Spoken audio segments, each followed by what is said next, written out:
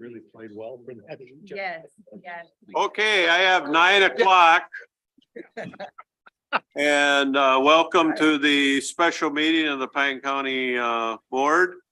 Just so you know, JJ Waldham will be attending the board meeting. Committee as a whole via interactive technology pursuant to Minnesota Statute 13D-02. And he'll be able to be seen and heard by all commissioners. So with that said, we'll call the meeting to order and rise for the pledge. I pledge allegiance to the flag of the United States of America and to the republic for which it stands, one nation, under God, indivisible, with liberty and justice.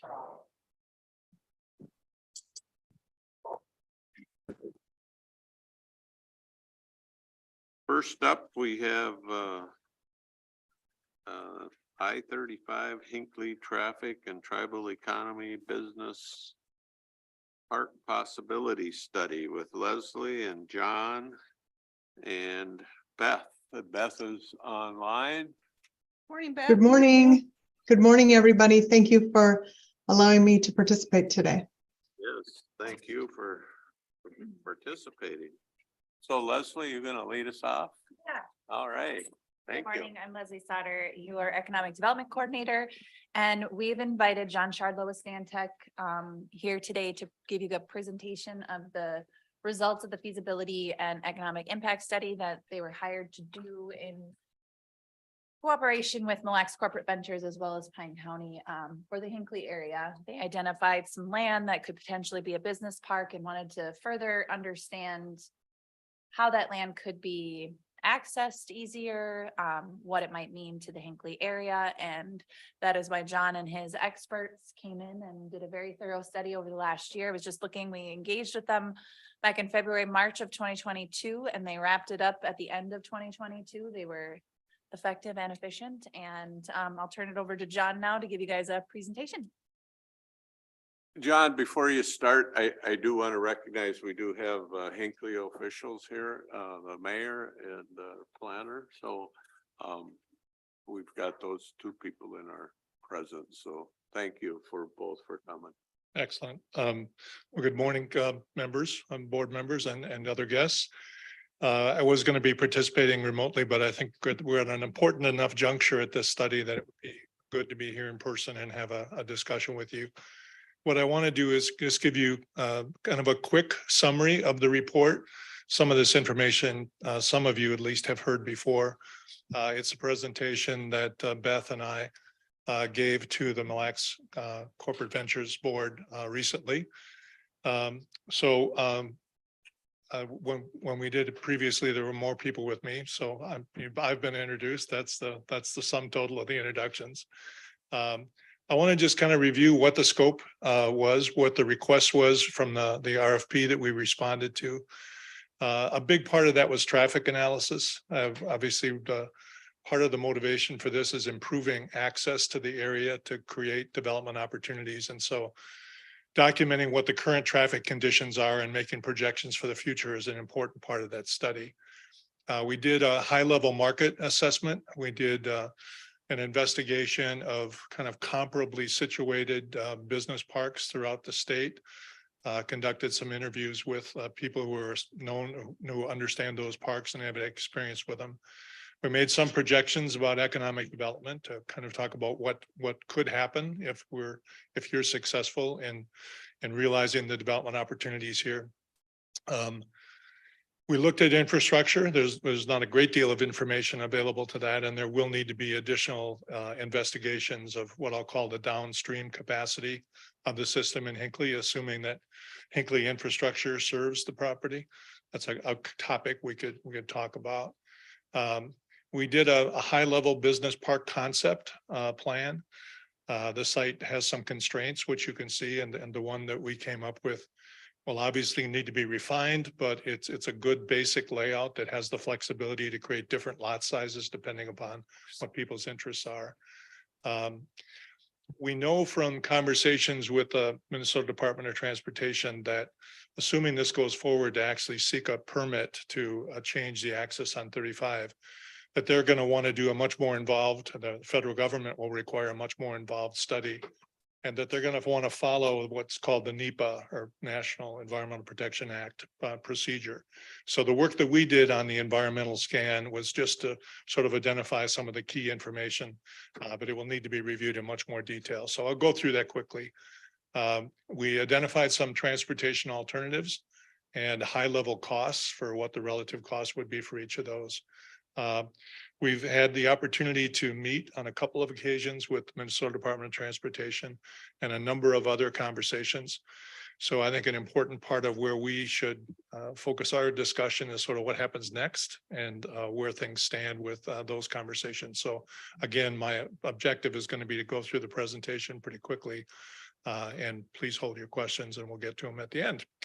And then funding. We have a pretty robust group at Stantec that does funding throughout North America. And there's been a number of different grant opportunities that have been available. I know Beth is on the line and that she prepared a summary of potential funding requests for Congressman Stauber, and she can review that with you. So that's the lead in. The project that we did really started with background. We did an inventory and analysis. Leslie and the county staff were helpful in getting us connected with GIS mapping resources, which we used. Again, we did in the first phase, we did that high-level economic impact analysis. And I guess it's important to say at this point that that's all based upon what-if scenarios. I mean, if we were able to develop half of it in this time period, what would that look like? And so we're really just putting together that framework so that work can be done. And again, we did do some market studies of how others around the state of Minnesota are approaching business parks. We did, again, look at the alternatives and the feasibility, and then talked a bit about implementation. So we really did 2 study area base maps. The first of them was a broader area that shows how this property fits within the kind of broader South Hinckley area. Identified major roadways, parcels. Those are 10-foot contour intervals. You can see there's some steep slopes and there's some wetlands and so forth. And then for the work that we did more closely to the actual potential business park, this is the kind of close-up look. And you can see pretty significant bands of steep slopes kind of divide the bottom third from the top, and a couple of other areas of constraints. So again, a big part of what the request for proposal was to document the existing traffic conditions. And we looked at counts. Obviously, this is too small for you to read, but it's all there for you to read if you want to. We did traffic counts in April and then again in June. And we understand from talking to folks in Hinckley that June may not be the peak period. It could be very well in July, but it gives you an idea. We looked at all those intersections and we looked at them in the AM peak and the PM peak. And we identified some areas based upon existing traffic conditions where the northbound ramps, for instance, onto 35 had some congestion issues. We also looked at crash data, which will be an important part of consideration going forward. Obviously, not surprisingly, concentration closer to the freeway interchange. So we then developed some forecasts for the year 2042, again, based upon some assumptions about how much development will happen in the surrounding area and then what the development potential could be for the property. We also had to make some assumptions about the mix of specific businesses in the area. So we looked at 50% manufacturing uses and 50% warehouse uses. We then did development scenario for the assumption that 2/3 of the entire business center would be completed within 20 years. That's probably a pretty aggressive assumption, but again, we want to be looking at what the upside potential could be for this. And we again looked at the traffic forecasts that included the background growth of about 5.5% per year for growth in the area. Again, too small to read, but you can see that with those forecasts, there again are a couple of areas where there's actual failure of the intersections. And that's information that's relevant to MnDOT and helps justify the need to improve the area with the access improvements in order to create that development opportunity. So we looked at, again, at the high level, a series of different alternatives. One is just a new interchange. And we're showing just a basic diamond interchange. There's other design configurations that could be considered, but this shows a diamond interchange, just a titch over a mile south of the 48 interchange. And that's an issue. The proximity of those two interchanges is a concern because you have people decelerating to exit at 48 when you have people accelerating to get on the freeway at the new interchange. So that will be an issue that'll need to be reviewed in great detail. We also looked at a few different alternative ways to improve access off of the Trunk Highway 23 interchange and different ways to get there. This is positive in the sense that it's a more direct connection to all of the development that's occurring in 23 across the state of Minnesota. It also would be a county road system that would provide access. So you'd in some ways have more control over those alignments. This is one that shows a connection up to Weber. Another one shows the connection a little further to the east. So you'd need then a local road that would come over and provide access to the southern part of the business park. And a third one that shows a connection that would then anticipate the extension of that roadway to the east. One of the things that we heard from talking to a number of folks around the state was that the desirability of the surrounding area and the availability of housing is an important consideration for people considering where they're going to build their business. So this would provide improved access for roadways to the east, not only improve access to the casino area and the golf course and areas further to the east, but would potentially open up an area for development. So again, I'm going to go through this really quickly. We looked at demand indicators. We looked at what the development history has been in the state of Minnesota and Pine County and the Hinckley area. Again, we can talk about these details. You can see that the Hinckley area and Pine County grew at a slightly lower rate during the period from 2010 to 2021, and that there was a decline in employment at one point there.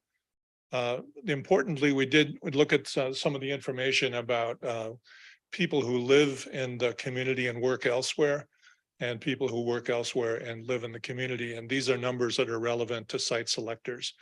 In other words, is there a labor force available to work in my job if I were to locate my business there?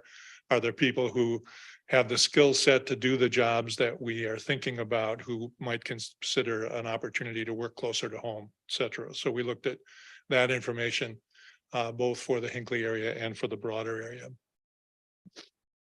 So this is a graphic that just simplifies that. It shows a summary, a high scale summary of the kind of jobs that are in the area, manufacturing and county residents. And it shows the relative percentage of the county residents who work in those different sectors of manufacturing, transportation, and warehousing.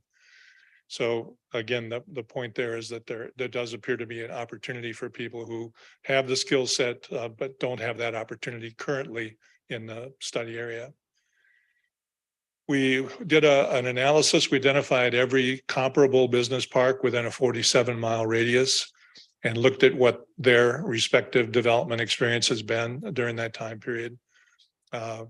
We showed the property in context, kind of looked at what the immediate competition would be, and had the opportunity to review those parks and had conversations with the people familiar with them. This is just a summary of some of those interviews. Found that when they talked about what the assets were in their various business parks, having a variety of businesses was a plus. A number of them said having an anchor business is really helpful to marketing and also how you brand the park. A very important consideration going forward is that the character of the park itself, kind of the design standards that are adhered to, is important to who you're trying to attract.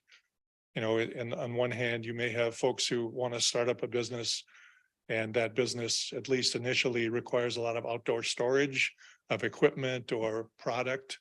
And if that's not handled well with screening and so forth, it may be a deterrent to someone who has aspirations to do a building and site more attractive than that. So kind of finding the sweet spot in terms of being accommodating to folks who want to make an investment in the community, but also doing it in a way that moves toward a common vision for that area. Highway proximity is very important. A number of folks said that the opportunity to provide large parcels was attractive, especially in a layout where it lends itself to being subdivided for smaller parcels too. A strong demand for properties that are, and this is a key that you hear all the time, as ready to go as possible. I'm sure you've heard the phrase shovel ready. We've been doing a number of studies around the state for communities that have been told by the Department of Economic Development that there are businesses of statewide significance that are looking for a home in their community or one of their neighbors, but they're only interested in doing it if the environmental review process has been completed. So we've been doing what are called AUARs, or alternative urban area-wide reviews, which gives the community a chance to review scenarios and not just a specific project. We're doing one in Northfield right now. We've done 2 of them in Cottage Grove and one in Lino Lakes, and we just finished one in Becker for Xcel Energy for all of the land that's going to be no longer needed as buffer around the Sherco coal burning plants. So that opportunity to try and be as proactive as possible about paving the way for entitlements is an important consideration. Again, not rocket science, but websites are essential. Other forms of outreach through chambers of commerce and site selectors are important. Again, shovel ready. And again, another theme we heard a lot was that the attractiveness of the nearby community is also important. And then it talked about the types of incentives that communities are considering for those. Some of the potential advantages, you've already got some incubator facility infrastructure there.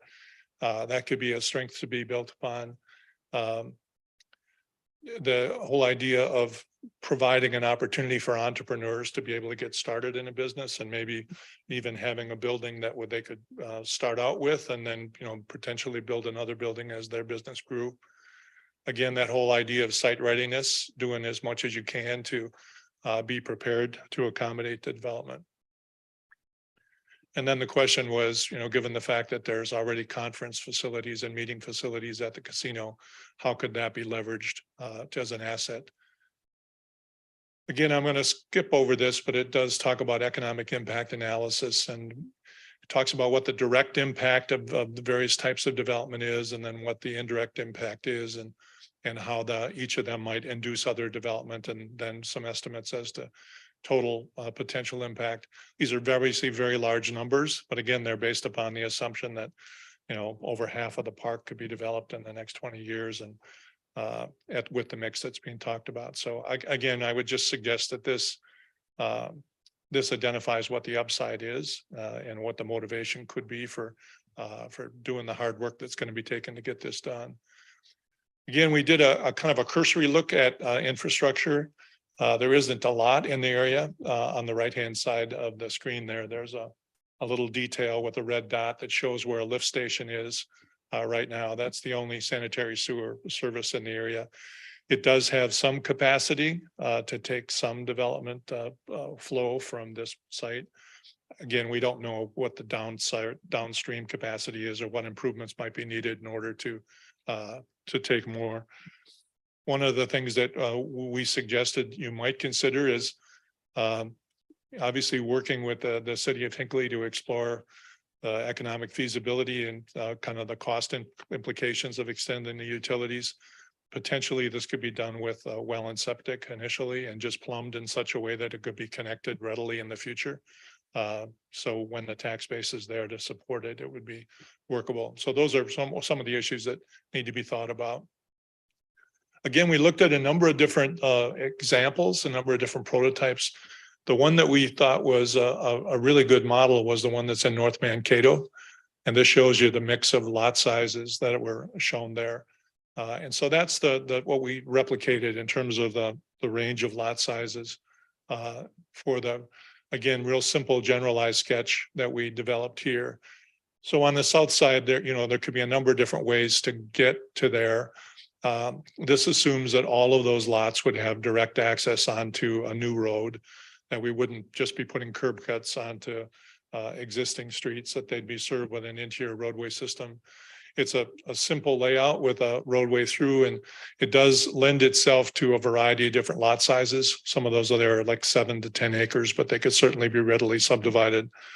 So again, we're not suggesting that this is a final product by any stretch, but it does show that the land does lend itself to a good, efficient layout with good highway visibility. This layout really minimizes the crossing of the creek there, which would be an important issue from an environmental standpoint. Again, I'm not going to go through this in detail. We did do an environmental issues review, and it did include that in the report, and that report has been shared with MnDOT and others. So we did the environmental scan. We looked at, areas that have been recorded with potential contamination. We did a high-level wetland review. We identified the floodplain in the area and mapped where that was based upon existing information. We showed the location of contaminated properties based on the Pollution Control Agency's database, identified farmland in the area, which is going to be an important consideration kind of socially and politically as you go forward. Looked at some of the environmental justice issues that are going to be required in the permitting process, identifies where low-income populations exist. And we talk about it in the context of the recreation system. Obviously, there's some important trails, snowmobile trails and the Willard-Munker State Trail. So we show that proximity as well. And then wildlife threatened and endangered species. Again, this is the kind of set of issues that will need to be reviewed in a lot more detail if the property goes forward with a permitting process. Again, we did some high-level cost estimates. These don't include the cost of engineering, but at Diamond Interchange, we're projecting at about $18 million. The first alternative with the extension from alternative number 2 from the Highway 23 interchange was $15 million. Alternative 3, $8.5 million. And extending to Hinckley Road with alternative 4 would increase the cost to $11,500,000. So this is a summary of those costs, which is included in the report. So let me segue from there and just talk about the fact that obviously we know if this is going to involve any change to the interstate system, that not only will the Federal Highway Administration be involved, but Minnesota Department of Transportation would need to play a lead role. So we contacted them pretty early on in the process and communicated with them throughout the process. We've had 2 in-person meetings with them and a number of different conversations. I'll say that we've been really surprised, frankly, with their response. They've been very motivated to help with this project. We know that at this point, they are in the process of preparing a request for proposal for consultants to prepare grant applications. And they're intending to do grant applications for each of the 11 tribes in the state every year for the next 4 to 5 years.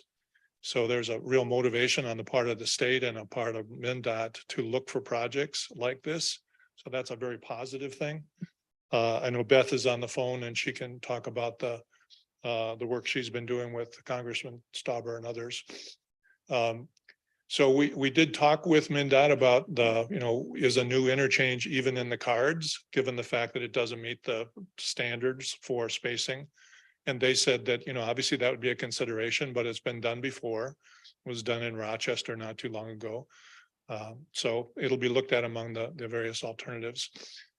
And then again, there's a lot of information in the report that talks about many different types of grants that are available that could support parts of this. So where we are at this point is the report has been finalized. You folks have a copy of it. We did submit a copy of it to MnDOT at their request. What we recommend is that you should continue to communicate with MnDOT about their funding assistance. They've been real clear about saying they want to play a role and that they will definitely help put together a permit application, and they will provide in-kind services to that process. It's also really important that Pine County and the city of Hinckley and Mille Lacs Corporate Ventures are on the same page and that you're working together toward a common goal here. I think I'll move back to the table for questions or discussion.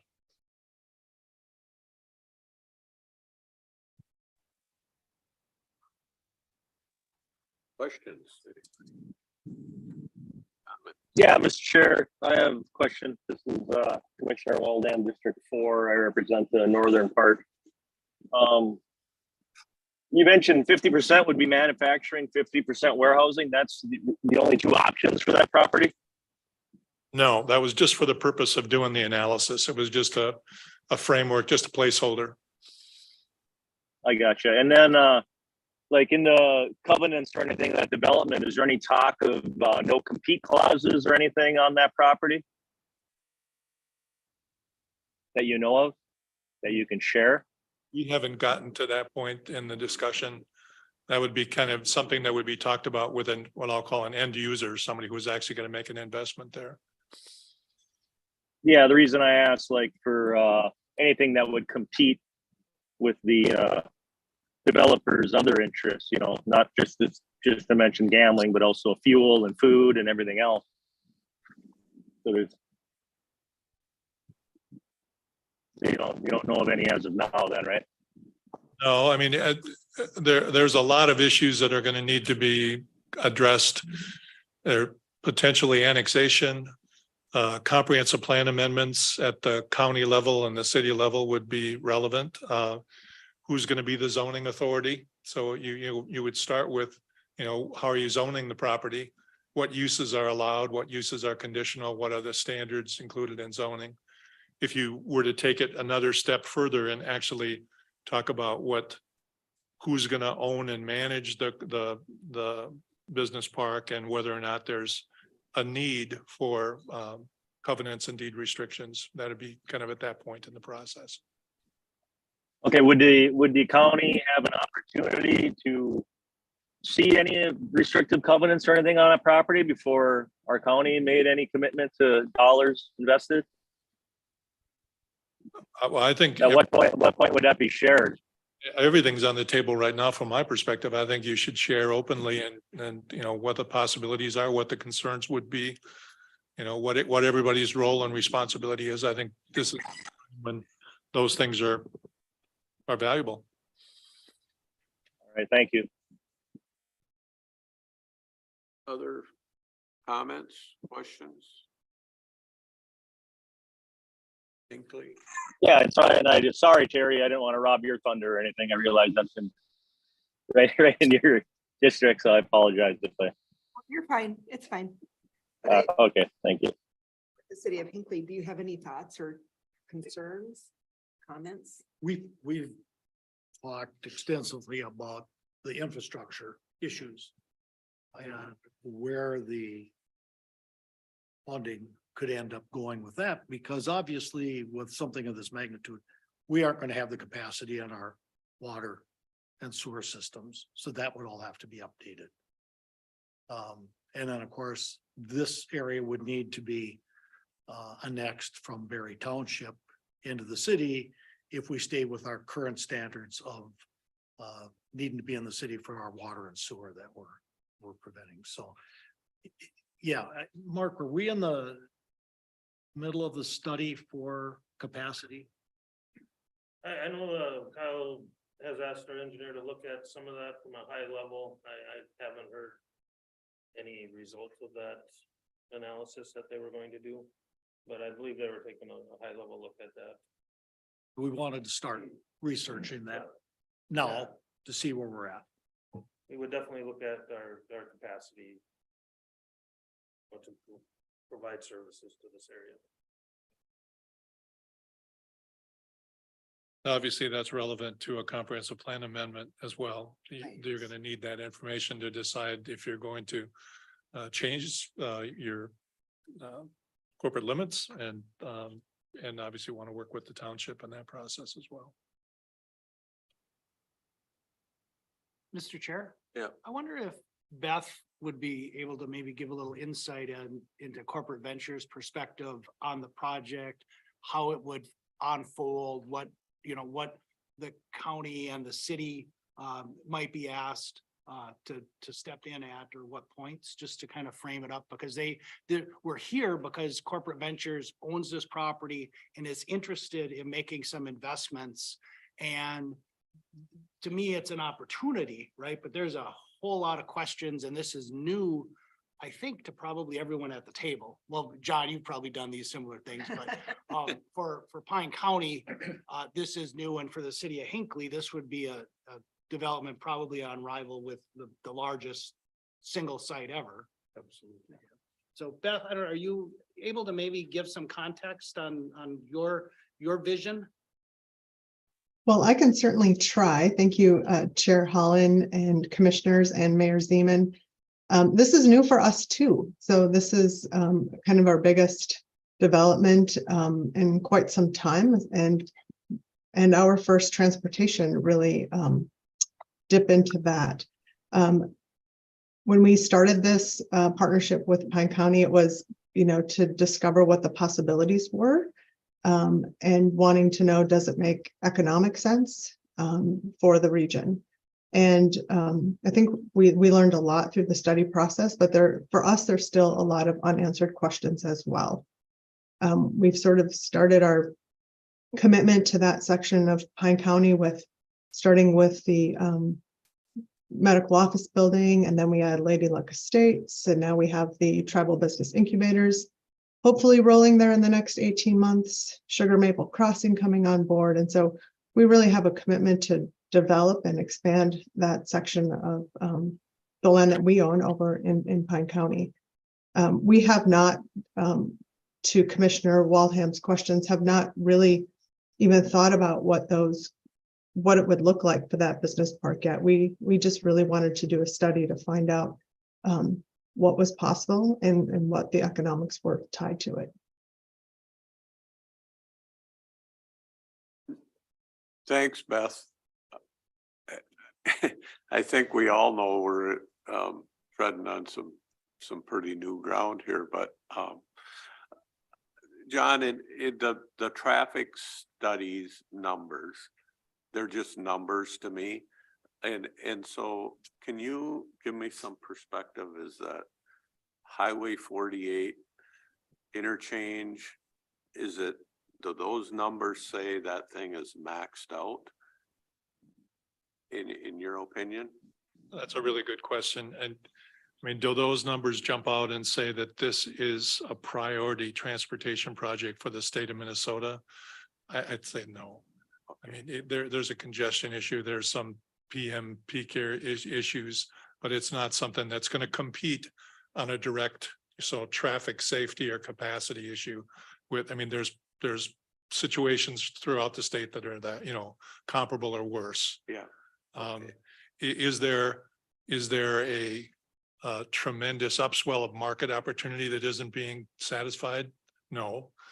I mean, it's going to be a market that has to be created. It's going to take a concerted effort over time, and it's going to take a shared, coordinated effort between Leslie and Lax Corporate Ventures to nurture those businesses and bring them along. It's going to be a long process. It's not going to be something you do and cut the ribbon and celebrate and it's done. It's going to be an asset that you're going to need to nurture, kind of more like a garden than a project you're building. But all of that information is relevant to going forward. So if you're going to go forward, you have to do an interchange modification permit, and that requires this much more extensive process. And so the work that has been done is the foundation for that. And it also is information that MnDOT District 15 now has in hand and makes the project more viable. I mean, they're now aware of this project opportunity where a group of local communities have and a private entity have worked together to advance the project and move it forward. So two things. One, again, we were frankly surprised that they were as forthcoming with their support as they were.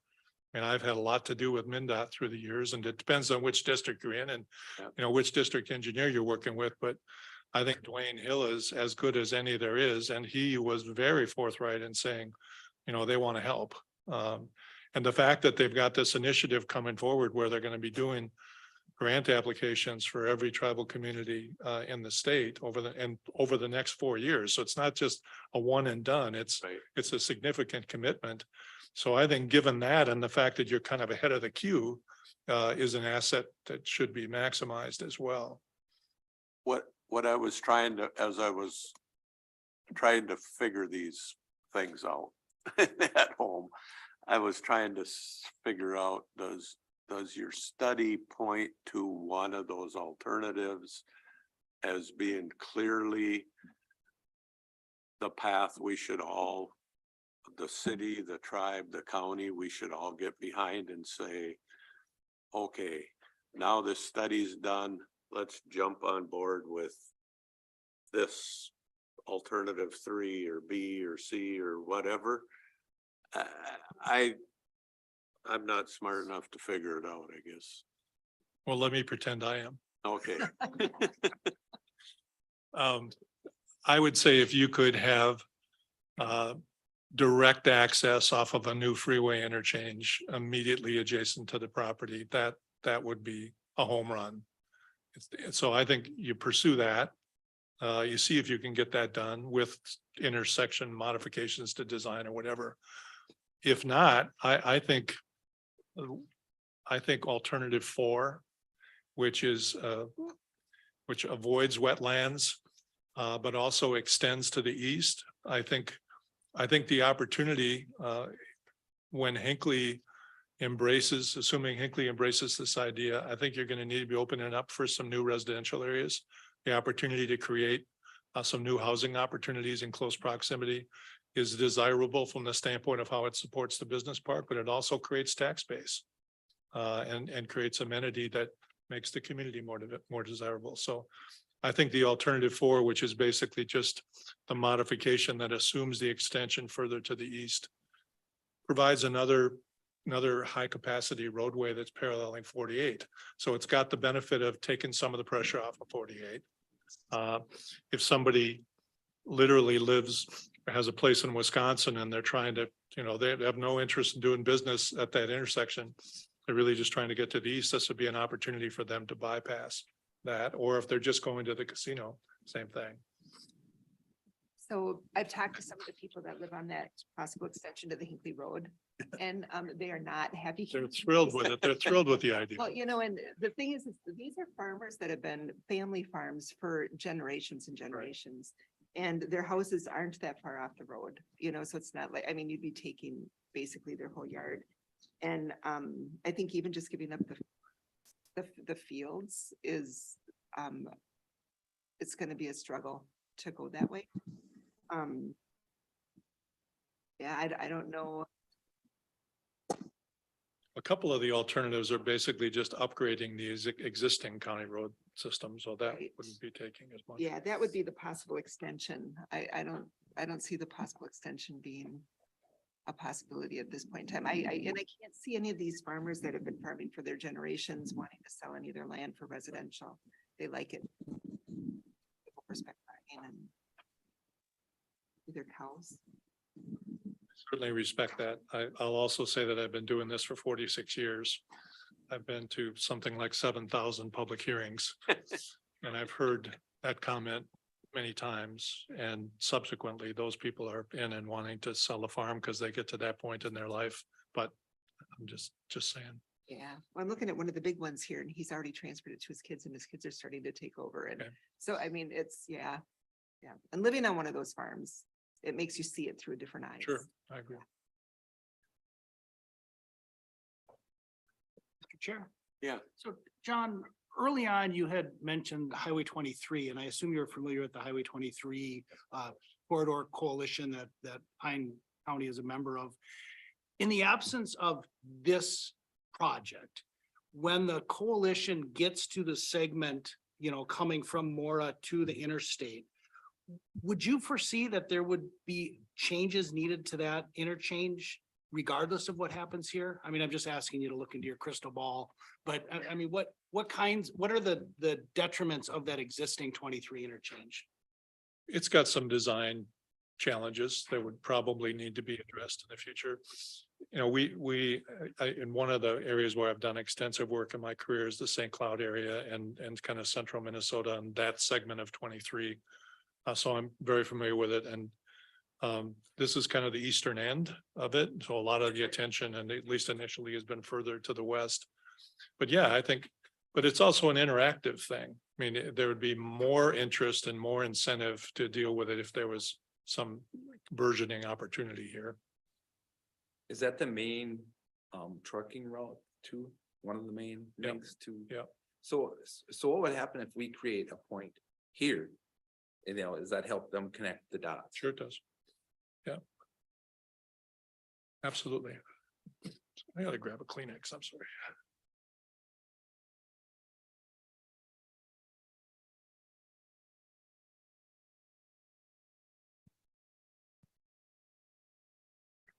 It's the water and the infrastructure that's gonna be huge. Great. So how's your sewer now? Is it maxed out with what you have, your ponds and stuff, or? You have to- We're not at capacity. I mean, we do have some room to grow, but, How much, you know? exactly, no, I don't know. Like I said, we have asked our engineers to do some high level analysis on where we're at. And we try to do that on a fairly regular basis. So that we're not in a situation where we don't have capacity when we have a user that wants to come into the city or start a new development like this, but so. So are you thinking you would set it up to pump it to existing? Is there room to expand there, or are you gonna have to create new? I think we would hope to expand our existing facilities. Is there room there to do that? I believe we would have room to do that. As far as water capacity, that's a little different. That can be a little more Yeah. spaced out. But again, we do have, we are aware that if this thing were developed in this size, we would not be able to serve it under our current capacity for manufacturing and industrial use. Well, Beth, isn't there housing or apartments or something that was gonna go in over there too? Or was this all gonna be business and warehouses? That map that John showed with the red outline, that was all business park. There is the Sugar Maple Crossing that's going in next to the movie theater, that vacant parking lot space. But that is outside of the parameters of this project. Okay. Down the road, would we be interested in maybe doing some housing expansion? Maybe. Okay, thank you. How does the railroad come to play on this?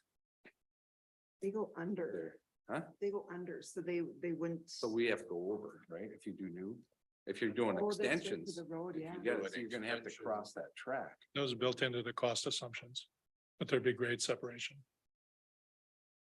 That and the power lines were two things that had to be taken into account. So have they been consulted yet? Or have you had any conversation with them? No. Because that's a short line anyways. Yeah.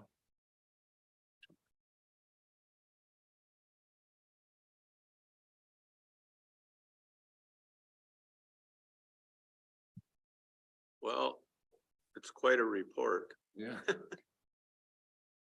I think we all tried to absorb it. Sure. Yeah, And this question might be for Beth, or for John, but we have the study and everybody's still trying to take in all this information. It sounds like they've presented to the Mille Lacs Corporate Ventures Board. Do you have a plan for next steps at this point in time? Are we just taking time to digest? I know you've put in some preliminary requests for funding through the federal legislature, but just kind of wondering if there's a plan to move forward right now, or are we just gonna kind of see how that plays out? Next step, right? I think that's a really good question, Mark. Right now, Mille Lacs Corporate Ventures has submitted for some congressionally directed spending with Congressman Stauber and Senators Klobuchar and Smith, but not particularly for the any interchange work or highway work. It was for the planning and pre-development of the business park. So sort of next steps into what that study would look like. I think all of us need a little bit of time yet to digest, this study and, make our moves and what we feel is most important for our communities.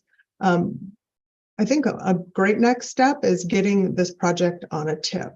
It seems that it's not on anybody's tip, and MnDOT really, my understanding, needs it on a tip before we can really get moving and really start exploring funding opportunities.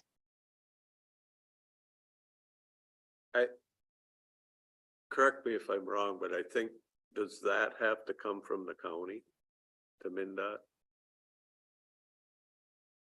I don't know that answer. I don't either. Mr. Chair, it's Mark here. Hey, Mark.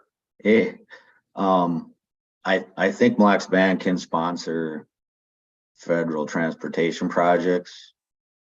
So, either city over 5,000, a tribal entity, or the county would have to submit the project. But, obviously we don't have any money identified at this point. So we got, it's the chicken and the egg, I guess, on a project like this.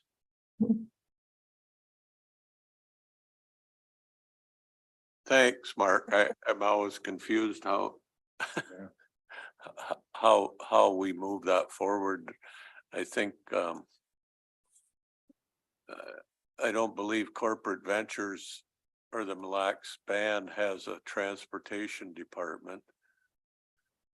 We do have a community development department, and I've heard that there is a member of that team who has some connection with the MnDOT and how that tip process works. I have a meeting scheduled with him next week to try to gain further information, but I think, as John said a little bit ago, we too view this as a project that is going to take many years. It's not like, we got the study, let's write the check and build the connection next week. Like it's going to take time to apply for and receive funding, work on infrastructure, work on the whole plan for a business park and the expansion of that section of land. So we're in it for the long haul, and we hope that Pine County and the city of Hinckley and everybody else wants to join on in and make it happen. Beth, from the county's perspective, and I'll speak as the board chair, just as Steve here, I believe our commitment came a couple of years ago when we decided to hire a full-time economic development coordinator.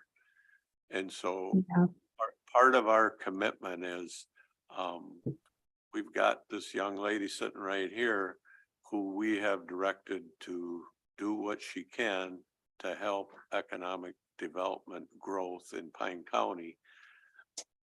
I don't know where on earth we would find somebody to come in that already owns a piece of property that says, we want to build an industrial park in Pine County. And so all we have to do is figure out how to get a road system to it and figure out how to get the infrastructure to it. That's a pretty good start. Most places come and say, we'd like to build something here. Do you have any land? Could you give us some land? Could you give us something? Because we'll build it if you give it to us. We already have a business partner that has the land, and so I think we're we're way ahead of the game. And I thank you for that. I thank your community for that. Well, you couldn't have got a better economic development person than Leslie. She's fantastic. We agree. We agree, so. Yeah, Mr. Chair. just wait, Josh is going ahead of you, JJ. Sorry. All right. I do think also, as far as the property goes, is one thing, but I think looking at it from even a county perspective, no matter what we structure the roads will be tremendously helpful to the area. Whether or not you did an interchange, you did something with 23, you did anything there, anybody that has gone through that interchange in Hinckley knows that it's, the other day I was going through there in a semi, just parked right in the middle of the road to go to the gas station on the east side of the, or on the west side of the freeway there. I mean, it's, and I get it, but it's like, what, I don't. I mean, it's a huge issue in the area. And I think to further expand it and I think there's a real potential there. So that's what I'm excited about is trying to figure out something to do with the road system. Shy of blowing that whole intersection up and starting over. That's not gonna happen either. JJ, go ahead. Yeah, Steve, you just said what I gathered from down here, you're speaking for the board, I guess. Don't speak for me. I got my own take on it. I own I-35 property and for you to say somebody already has land and is willing to come up and develop that. Like, don't we have a business park right next to the courthouse where you're sitting right now? And what's the vacancy rate of that? Sandstone also, do they have freeway property available? I understand right next to a hospital that's already has all the infrastructure. I know there's other stuff in the works also, but I believe Pine City. there's a lot of other opportunities out there also that are sitting, that were developed, that are, again, that phrase shovel ready. And how are those sitting? How are those getting promoted? How are those getting marketed? Why is somebody even come up there when there's already one sitting ready right now? What I would consider a better location. It's my comments. Thank you. Mr. Chair, Yeah. I think I could answer Yeah. JJ's questions, some of them. Yes, the Pine City Technology Park does have land available. There's a 3-acre parcel, a 7-acre parcel, and then a kind of swampy 40-acre parcel. All of it has access to fiber and sewer and water. Right now, it's difficult to acquire because it has not been platted properly, but that is in the works to make it better. It is marketed statewide, nationwide as part of the Shovel Ready program. Sandstone's Business Park is also being actively marketed.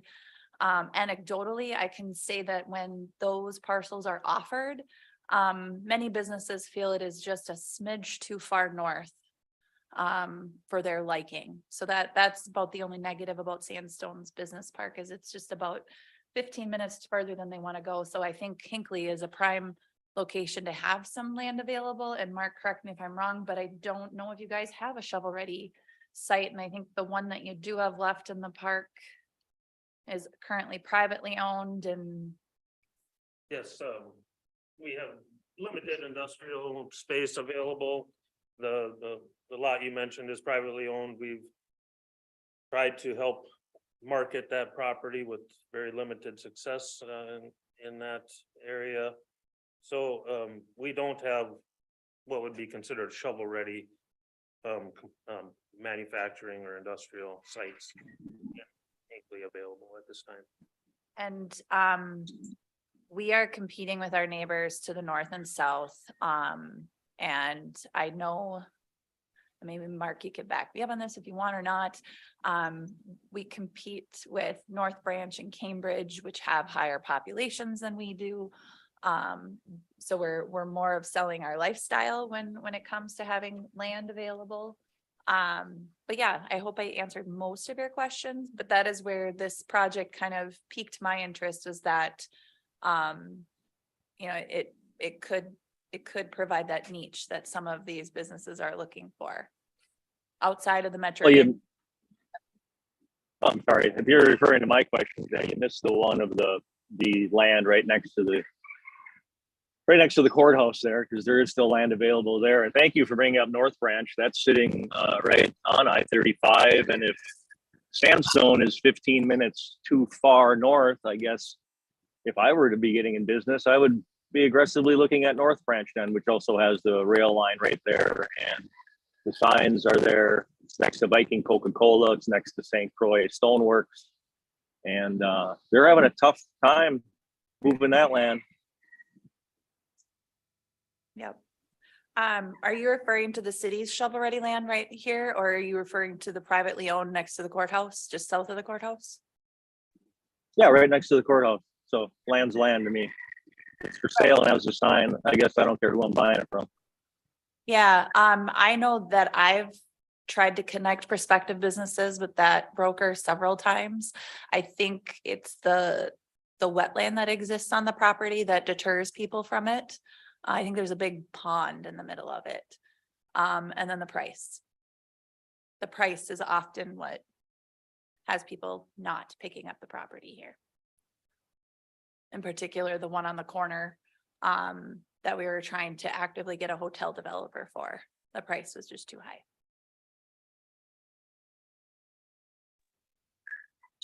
Pond to be beautiful in front of a hotel.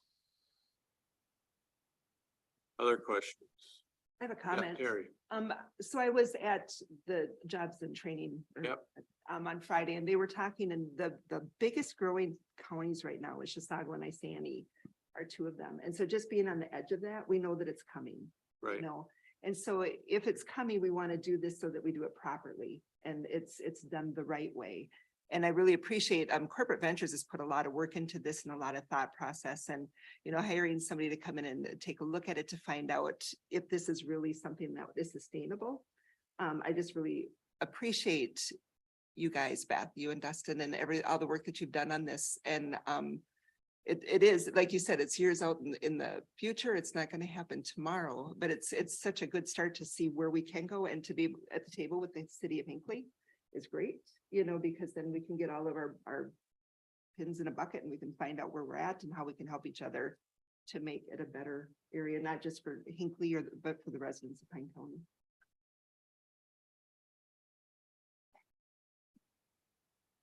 Anything else? Thank you, Commissioner Lockreen. Beth, do we have anything else, or Leslie, that we wanted to cover today on this? I have nothing more. I thank you very much. And John, thanks for taking the time to come up here and meet with us and explain that. A great report. It was a lot to read. June was not the right month to do that, though. It would have been July on a really good concert night. Could have had more failure to celebrate. Yeah. Yeah. It's, you know, I've seen it where the backup traffic has gone all the way down to 23 just to get off to go. Yeah. I don't know if they're going to St. Croix Park, or if they're going to the casino, or if they're going to Danbury. I don't know, but it gets crazy. So. Well, again, there's a lot of work to do, but I think you're really well positioned right now. I think the relationship with MnDOT is very positive, but they're not going to lead it. I mean, they'll continue to communicate with you, but I think to take advantage of that goodwill, you're going to need to continue to be the lead. It's always hard to speak for the council because Right. everybody's got different personalities and Right. ideas. But I really believe that the city of Hinckley would be in full support also of this project. I mean, why wouldn't you be? It just makes sense for the community. We enjoy working with Beth. We're in contact with her a lot, and I just would show our support for the project also. Thanks, guys. Thanks for coming down and throwing your 2 cents in. Appreciate it. Yeah, I'm looking for change out of that too. Okay. Good, I get. Thank you, Chair Holland and Commissioners and Mayor Zeman. Leslie and David, and Mark, I'll be in touch with kind of, maybe we can gather up to talk about next steps and how we continue engaging with MnDOT and continuing down this. We call it the 7-generation project because it's going to be a long time, but we're excited about the possibilities and working together. Look forward to it. Thank you. Thanks. Yeah. Thanks, Yeah, Mark. great presentation. Thank you. Thanks, Mark LeBrun, for being on board too. All right, we'll move on to recycling and solid waste management.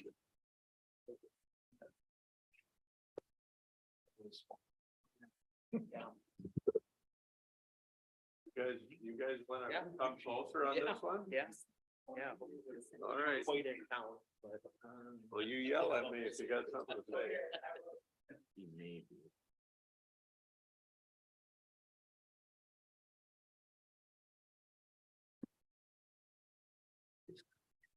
All right. Caleb. Yes, sir. I'm Caleb Anderson, the Land and Resources Manager in the Planning, Zoning and Solid Waste Department. So in 2021, we've got a long history with our county recycling program. It goes back a couple decades. It's changed quite a bit over the last few years. We were working with Phase for several years out of Sandstone. They were providing jobs to disadvantaged populations out of Sandstone. It was a great relationship with those folks. We had about a dozen sites across the county. And one thing, there's been tremendous change in the recycling industry where prices have come down considerably, mostly due to China no longer accepting or buying recycled material out of the United States. So across the country, over the last 5 years, there's been a shrinking of markets for recycled product. And communities across the country have responded by pulling back on the size of their programs as they're suddenly subsidizing to pick up the expense of running the program when there's less revenue to be had on the material itself. So we kind of mimicked what was over the last few years, what's been happening through the country by going from 12 recycling sites down to 5. And it's been a painful process. It's never popular to close a recycling site. One of the main things we've looked at over the last few years is we were almost primarily unstaffed recycling sites, and we've shifted to primarily staffed where we're not taking garbage. Our recycling is clean, where it has more value. We've been working with a new contractor on the recycling program out of Cloquet, who doesn't have quite the same social mission as Phase, and therefore also not revenue sources outside of recycling, where it's really got to stand on its own 2 legs. So we're in a position now, 2 years into the contract, where the recycling company has decided not to renew the contract. We reopen it for bids. We only got 1 bid. They chose to separate the cost of Bruno site just because the Bruno site is the only unstaffed site. Therefore, it's the most costly. There's the most contamination. There's the poorest sorting of the recycling, where at the other sites we have staff who we're kind of helping make sure it all is a clean product. So one of the differences in the Bruno site, it is our only site up in Northeast Pine County. We did a little GIS analysis, and there's about 1,000 homes kind of from Ascove to Nickerson along that 23 corridor extending towards the interstate. And so there's about 1,000 homes. There's quite a bit of population spread over a decently large area. So as you're all aware, we approved the contract in January to include the Bruno site, but we had a conversation about, okay, what can we do differently? Because as it stands, the contract is outside of our 2023 budget, excuse me. So as directed by the board, I worked with Kelly and David to do a little bit of research and explore some different options. And in the board packet, I put 4 different options. Essentially, the first one is no change. We could continue as contracted with the Bruno site intact. Will be $31,000 and $31,881 over budget, and that deficit will have to be solved somewhere within the solid waste and county budget. If that, the second option would be to coordinate a contract amendment to eliminate the Bruno site. We're a few months in, so we'd still be a little bit over budget, and there's a 90-day cancellation clause where we don't have to see the contract through December. We could do that. That would be one option to soften that budget deficit. But then the kind of the research where we try to get creative, that would be options 3 and 4. One of the suggestions when we met in January was, is there another hauler up there that we can work with that's already working in the community that could maybe there'd be some third-party arrangement for hauling? So I did look into this, and there's 2 garbage haulers. One is Mike Sanitation out of Sturgeon Lake. I called them and they don't handle recycling. It's a whole nother route to run a truck to Bruno. And that was just not something that they were interested in. The other one was Matt Sanitation. And again, it's kind of a deadhead route, up to Bruno and back from their shop in Hinckley. And then they don't market the recycling. They bring it to another contractor in Pine County so it changes hands a few times before it actually gets to a sorting facility. So there's just not a lot of garbage haulers there, and there's not a lot of recycling. And I think if the private market found it, cost effective, viable to recycle, we wouldn't have to have this program. But the reality is it just isn't a valuable enough material to have that benefit for local businesses. So that's why the county has the program. Mr. Chair, I have a question. Yeah, go ahead. Hey, Caleb, how you doing? I got a question for you. Did you try Nordstrom Sanitation right from the Moose Lake area? Because they also have a recycling center right there. I'm sure you're familiar with it. It's Yeah. Moose Lake and Barnum. Did you try them at all to see? No, that would be another good one to try. Yes, it would be. Past about cardboard. One thing that each of them has talked about, and even our current contractor, is there is a glut of cardboard right now. And it wouldn't be, it's not a great idea for anybody to bring in cardboard because there's nowhere to put it. So they're backlogging cardboard right now. So that's kind of what I've been hearing. But that would be another phone call that could be made. Thank you. Yeah, thank you. That's a good suggestion.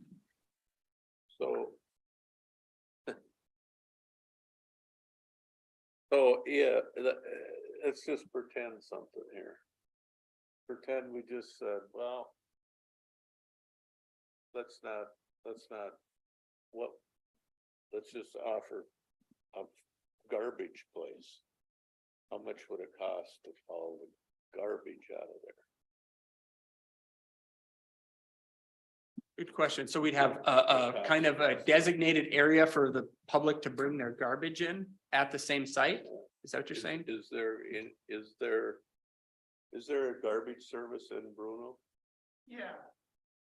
Those 2 companies I just They listed. both service Bruno? Yeah. And you're not talking about a staff site, Steve? Or are you talking about a staff site?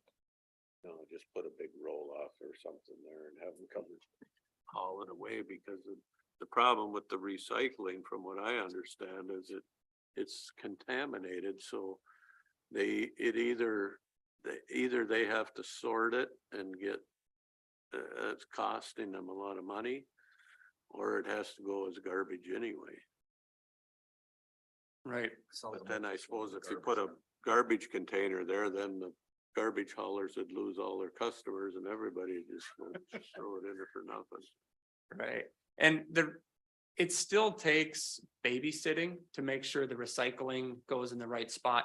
Even at some of our staff centers, it takes constant attention to make sure that the garbage is not in the recycling. Even the person just standing out there makes it happen. Sure. What out there? I mean, just people pay attention to what they're doing. instead of just- They tell me though, even if they're there, people still throw stuff up front. What I've seen, it helps when they're there. It helps, but they still do it. Yeah, they still have to correct. Hey Caleb, I got another question for you if I can, Mr. Chair. Yeah, just down on me now with our last conversations about the Bruno Recycling Center and then, you know, how the city was ultimately made aware of the drastic changes up there. Seeing the representation of Hinckley here today was what we talked about with what was going on down in Hinckley. Have you been in contact or did you give the Bruno City Council any chance to sit at the table to help discuss the Right here, solve the situation? they're sitting right here.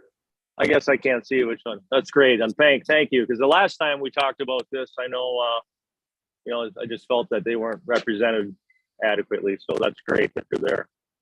Anything that they can offer, I certainly will help. I know with Finlayson, that was a big discussion with, like Caleb, you just mentioned, I thought it was you with people putting things in the wrong bin and the trash and I mean, everybody's got to do their best to make this thing work and just want to make sure everybody's represented, you know. Is your microphone under something or something? No, I haven't got these high-tech little gadgets. It's like it's being overdriven. Oh, okay. I'll Yeah. check with Ryan. Ryan's been helping me a little bit here with other stuff. Thank you, Steve.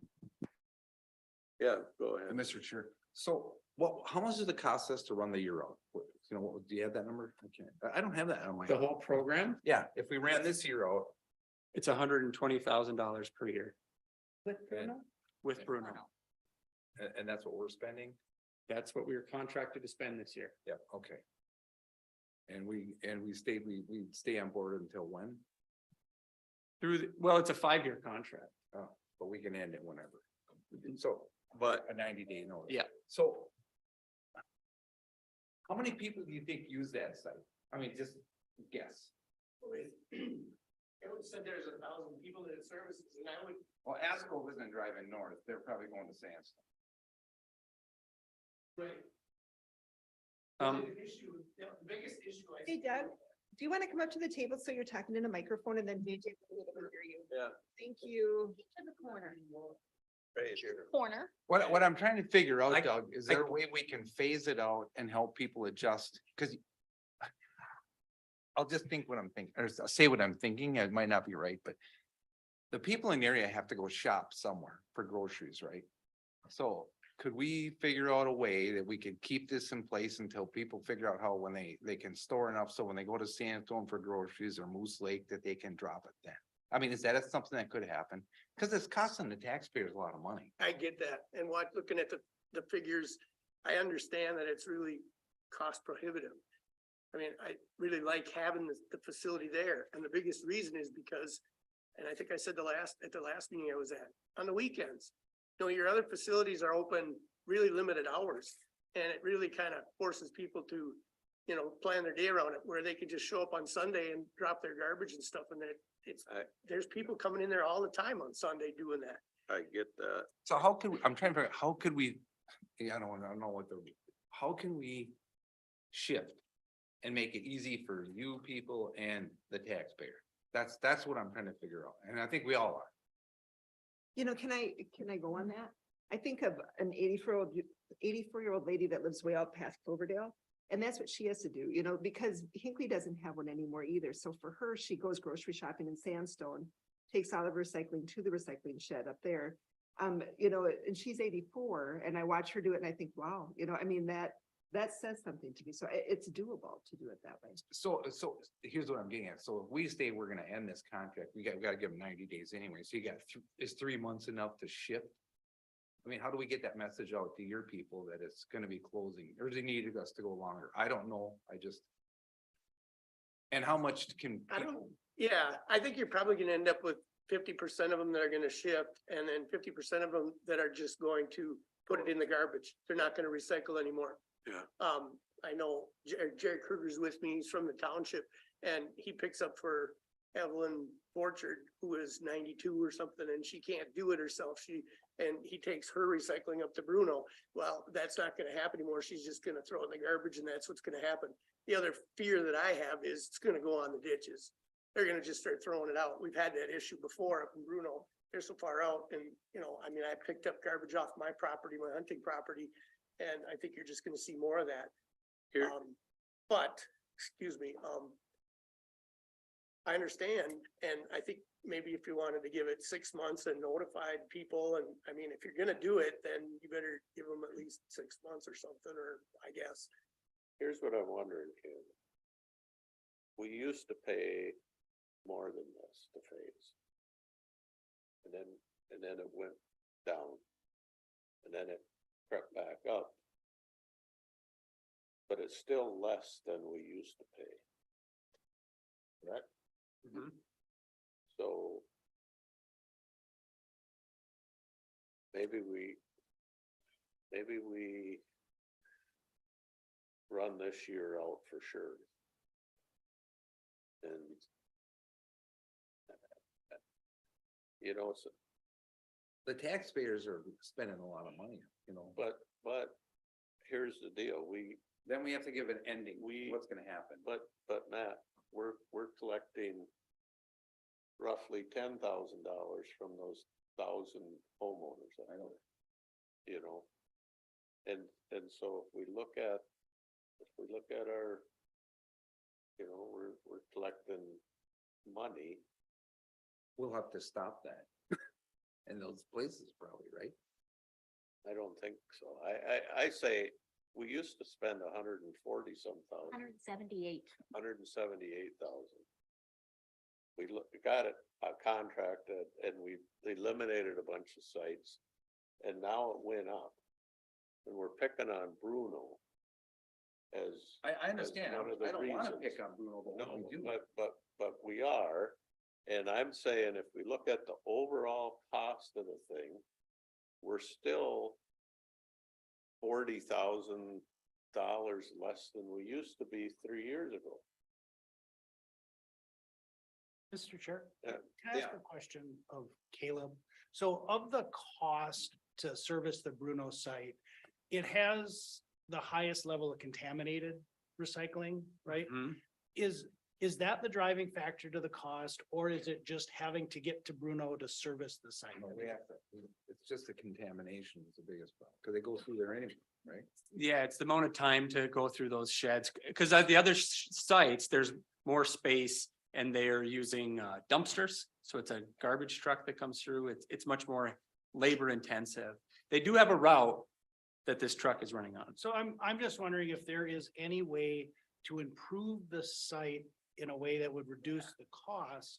And maybe, and I'm thinking adding security, building a fence or something, so that there could be limited access, right? It wasn't just a free for all.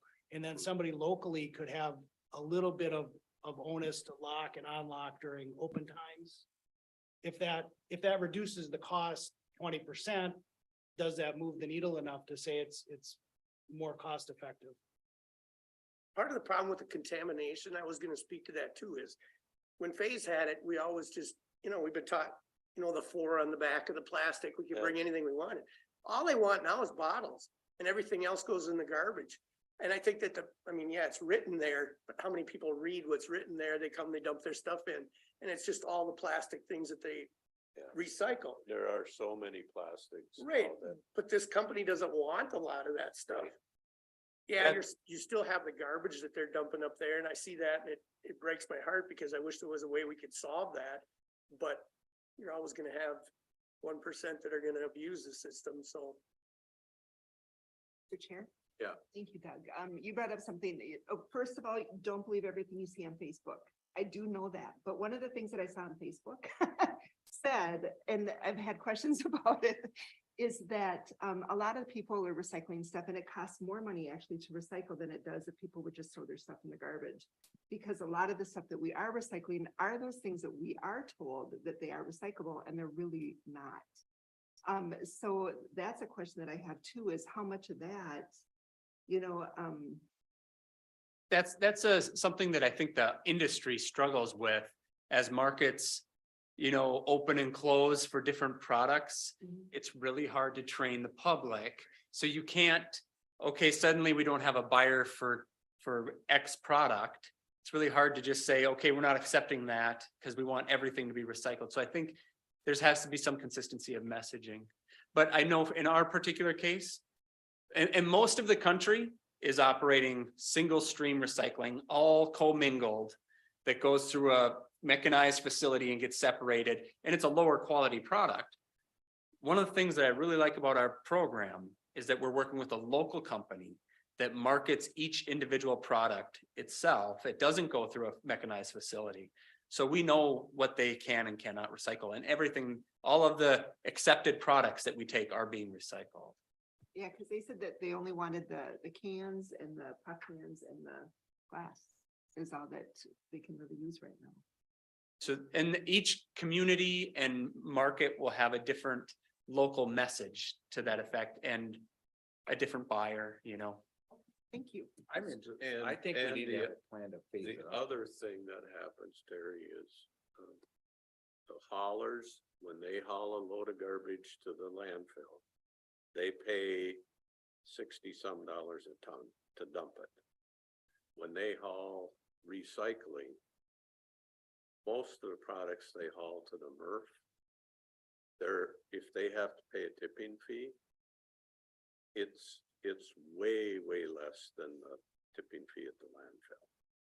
Or in most cases, they get paid, like even right now, cardboard they can't get rid of. But last spring, they made a boatload of money on cardboard that they had warehoused for the last couple of years because that market goes like this and like this and like this. So they hauled semi-load after semi-load and got money for it.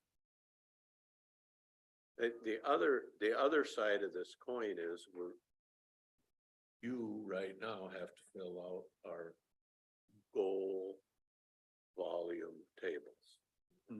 Okay, which that means every county in the state of Minnesota gets scored on how many pounds the average person of garbage gets generated and how many pounds that we send to a recycling facility. And then there's a calculation that's made and it's called your score funds, and we get money back based on that calculation. I think that the state has our population wrong, but we'll have to deal with that. But how much do we get back every year? 70,000? It's a little over 80,000. $80,000 for recycling. So that's why I'm saying it's a cost of doing business, but it's part of Pine County. Bruno is part of Pine County, and we are committed to doing recycling in Pine County. I'm sticking up for Bruno and saying, just because they're an outlier and to get that from them is gonna cost us more money. I think we're all in this together. We're Pine County. And if we start doing that, then pretty soon we're gonna say, well, let's not spend any money on gravel in that whole bunch of townships up there. We don't need, because they only got this much of a population. I don't think that'll ever. Well, I'm just saying, We're trying to honestly figure out how to get rid of garbage. That's all. But we're in this recycling thing together, Yeah, and I don't want to get rid of it either. I just want to figure out how we can do it. I just because it costs more to get rid of it in northeast Pine County than it does in Pine City, I think we owe it to those 1,000 homes up there to offer recycling for as long as humanly possible. So I'd like to say, kind of echoing on that is recycling. If it was cost effective, we would be in the private industry would be in the business. It's not, just like roads are not cost effective, just like pretty much everything the county does is not a money making affair. But it is a service that we provide. My question on the backside is, I don't think you ever got to 4, which was expanding to everybody's home and or what are we really capped getting out of the whole county? Is there something we can do better countywide? If we're spending this money to do it, you know, we have talked, obviously they don't have curbside recycling. If a guy, we don't subsidize any of it on the southern end, correct? Or No. anywhere else? No, we don't. Curbside? And do most people in that area have curbside garbage, or is that a very low take rate as well? You have it here. Yeah, Even I think if it it's- goes all the way up. We don't have it. Yeah. so- Nope, it's pretty much a Pine City area. There's a little bit up in Sturgeon Lake area. So I guess the garbage collection, so the option 4 was, at what point does it make sense to go to a curbside pickup of recycling if that would be better? And I bounced the idea off our contractor and it would add a lot of cost. You'd have to put some of the cost onto the homeowners. But one of the challenges going into it, you know, your question exactly, how many of them have garbage service? You wouldn't want to give a recycling bin to someone who didn't have a garbage bin, because then you know what you'd have in that. So it exacerbates the budget issue to go to that level. It becomes a more global discussion for the whole program throughout the county. And to just kind of piggyback on that a little bit is my, you know, I honestly don't have curbside recycling either, but, I don't know if it costs extra or not. That'd be something I'd have to. Yeah, it costs us like, I don't know, $2.50 or $3 a month. Okay. I don't think we even have a choice. And if we subsidize it as a whole on the whole county, you know, granted, if you lived in that area, you have curbside garbage, I mean, that would be obviously a requirement. You know, whatever the hauler would suggest, you know, would add recycling. And if we just said, I'm just throwing a dumb number, $2, $3, $4, $5 per stop across the whole county, because that's other thing I could see where businesses down here would be like, hey, how come you're subsidizing them, but we need this?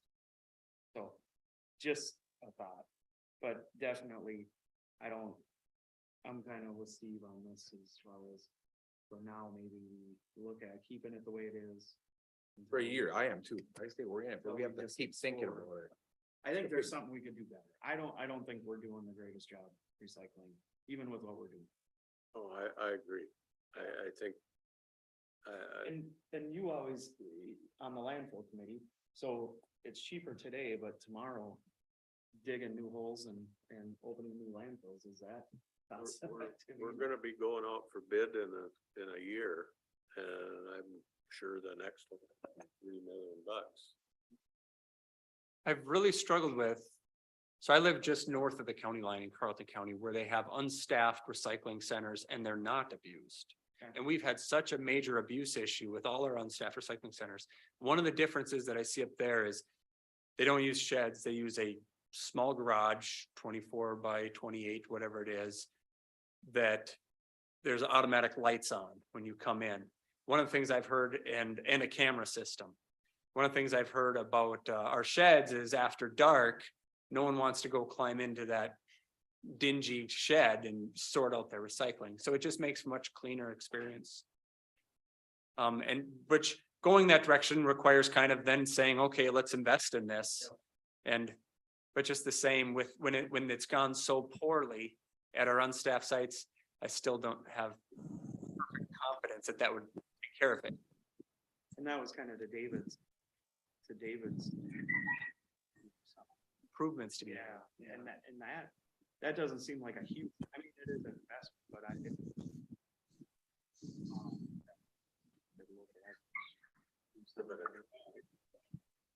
You know, You're not talking like a huge. I'm talking about a garage, like a residential size garage. Yeah. Mr. So- Chair? Yeah. We're working so hard to get, Well, for sorry, just wait. we're working so hard to get broadband and emergency services to everybody in our county. I think that this is something that we don't want to stop providing for somebody just because of the area that they live. I think it's one Yeah. for all. So I support keeping Bruno and seeing where we can go from there, you know. I know last year we talked in January about checking with some other counties that have recycling facilities that pick up every week or every month or whatever. And I think that kind of got dropped, but maybe that's someplace that we want to go, is to see if we wanted to do that. Is it where your brother lives that they do that? Where my brother lives, you pay about $150 a year on your taxes. Mhm. And you have a place in every township to go take your garbage, your recycling, your everything. They're abused also. Right. And the township has some skin in the game, you know, in every little city, because they gotta deal with they got an enclosure, a fence, but it's not perfect, nothing's perfect. What do you think, Doug? As far as what we should do, Yeah, or long I'm really interested in what Caleb was saying about that, a shed that had a light and a camera in it. Where people are gonna, I mean, I know the facility in Bruno has cameras on the county building, but they can't see what the people are doing there really.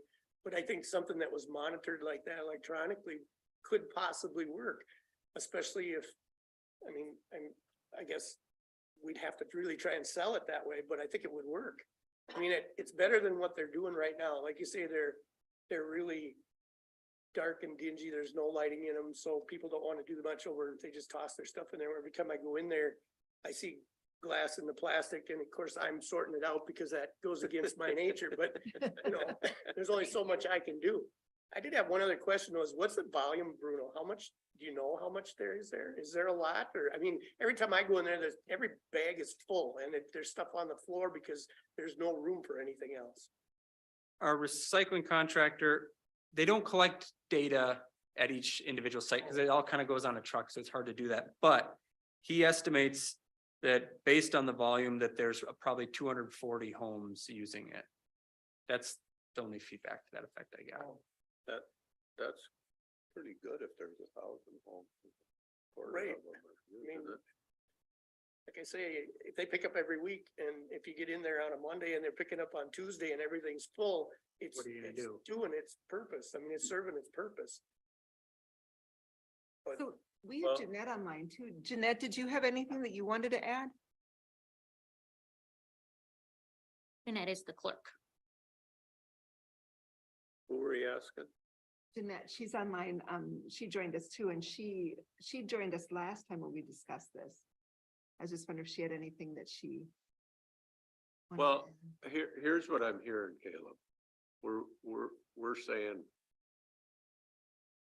forge ahead as we have for this year, but we are committed to looking at we expect you or your staff or somebody's gonna come with some alternatives to say, here's something for X amount of dollars we can try in Bruno and see if it works. And if that happens in June or July or September, and we think it might work, let's give it a shot. Fair? That's kind of where I was at anyway. Yeah. I don't know.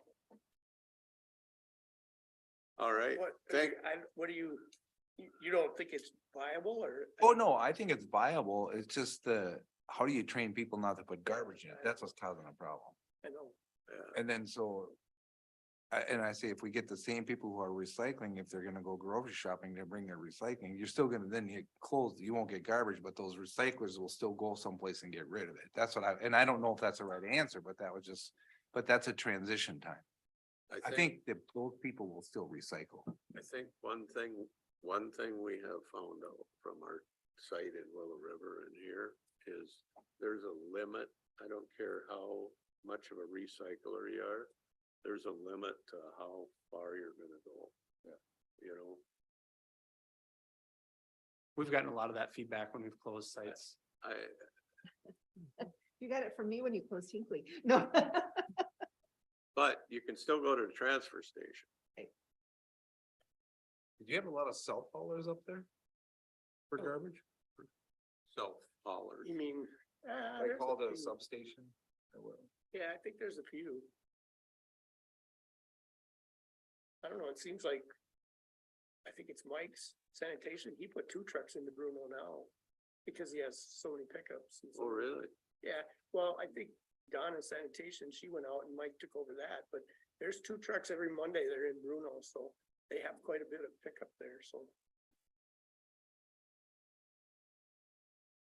Well, is that okay? Caleb? Yeah, thank Can you. we live with that? Sure, thank you very much. Thanks for coming down, guys. No problem. Appreciate it. Thanks you guys for coming up. Thank you. Land advisory.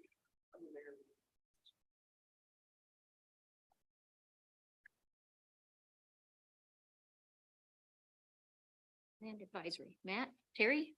I don't know if you want to take it. Who's gonna start here? Oh, Greg wanna kick it off for?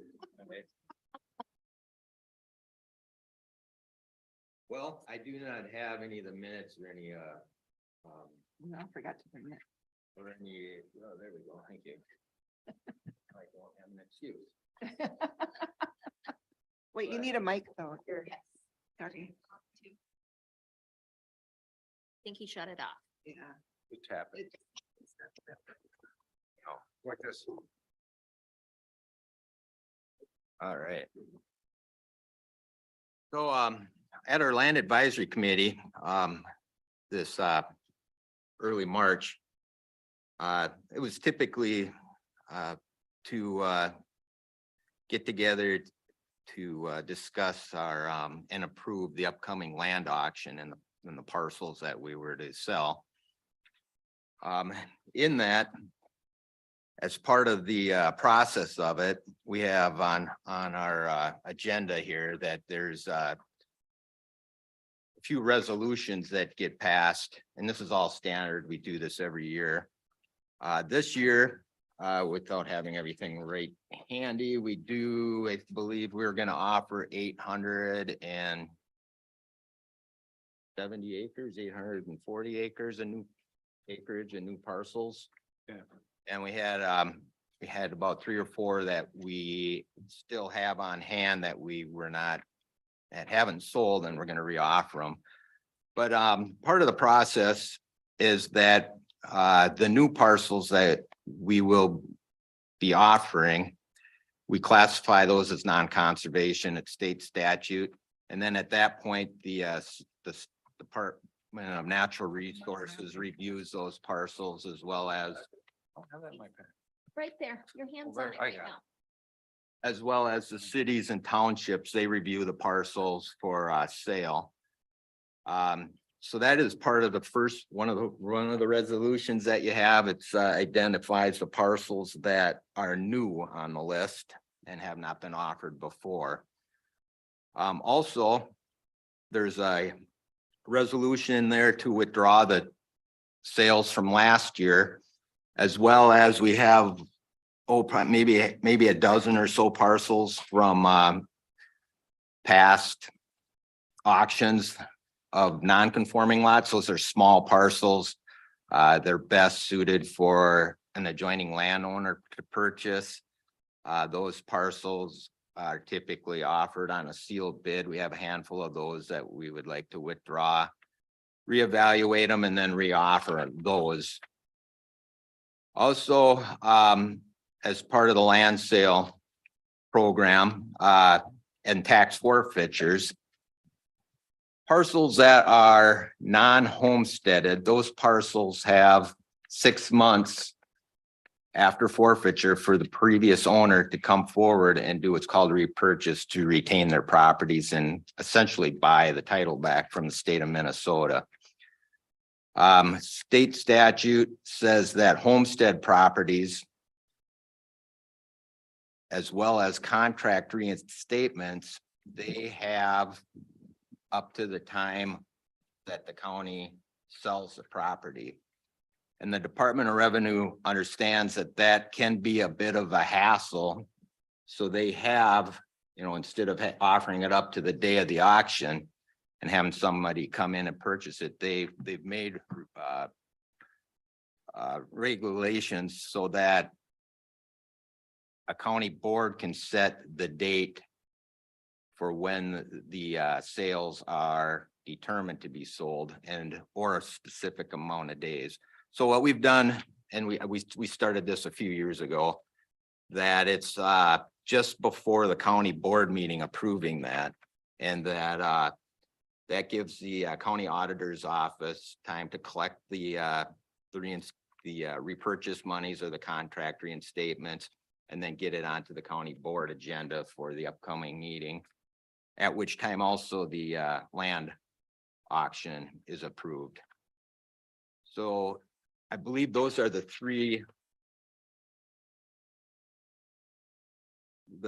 resolutions pertaining to our land auction that are part of this package. I'll leave the remaining maybe Kelly can touch on that after we talk about our land auctions.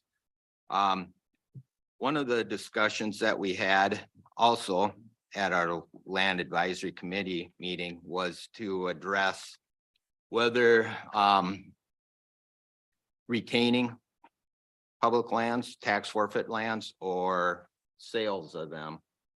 And I don't know if I should turn this over to, do you want to talk about this, or should I continue on a little bit? Or does anybody have any questions at this point? Yeah, that might be good. The only question I have is that when I was reading through my packet, do we make the resolutions today, or do we do that next week at the meeting? You can do them today. We can do them today. Okay. We were gonna do at the land meeting, which we normally do, but because JJ had asked some questions about it, we decided that we would have conversation and then do Right. it today. Okay. And Greg, I think Greg should say what he thinks about his selling, the tax forfeit. Okay. Yeah, you're our forestry guy, so. Yeah, yeah, I guess I didn't identify myself either for this conversation, but yeah, Greg Beck, land commissioner and county forester. So, what occurred probably around 2010, it was recorded 2011, was the establishment of the first board resolution creating our county memorial forest system. I believe we've had two other resolutions since to add additional acreage to that. And the purpose of that at the very beginning was not so much to retain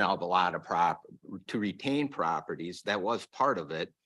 But at that time, there was no process or guidance to the management of how we were going to sell these properties. So at that point, it really depended who was in the driver's seat.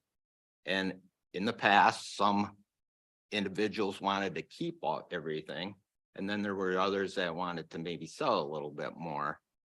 So instead of having one or two people guide the process, it not only was a classification in the memorial forest to retain properties, but also to sell properties. It wasn't just to establish a memorial forest. That was part of the guidance to take a look at all of our properties. So at that time, I believe we had around 48,000 acres, and these are just going to be real general numbers of tax forfeited properties. And at that time, we looked at 5 criteria, one of them being large acreage, access, timber potential, public use potential, and I might be missing, environmental uniqueness. I believe those were the 5. And if 3 of them qualified, then that was a candidate to put into the memorial forest status. And one of the things about the tax forfeited properties, it's almost like a shotgun blast. You have like your high concentrations and then you have scattered pellets. And a lot of those scattered parcels, and some of them were of large acreage, didn't fit into those. So out of that 48,000 acres, 36,000 were identified to be retained and put into a memorial forest status for public use and for forest management. And pretty much the remainder, 12,000 acres, was determined for private sales on our land auctions, and not to sell them all at once, but to sell somewhere around 700 to 1,000 acres a year. And that's the history of why our memorial forests were established. And it went through our advisory committee to be reviewed, as well as others. And that's where we sit today. There's a couple different ideas behind public land.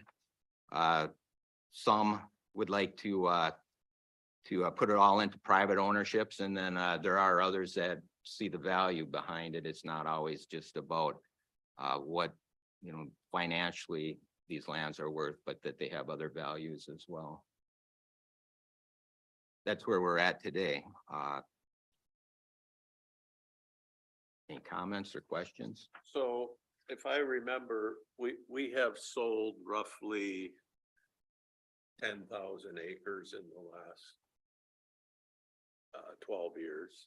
That's pretty safe to say. We're coming to the tail end of our land sale program, which was generated at that time. And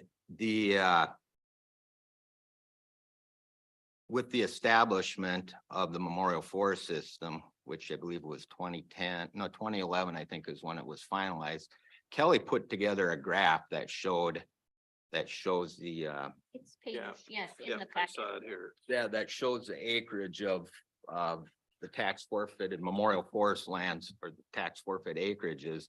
And you can see at 2011 on the graph that there is a sharp decrease. You Is got that it the on same page, graph? page 3 of your, Oh, that's not okay. There was a, Page 3 or 4.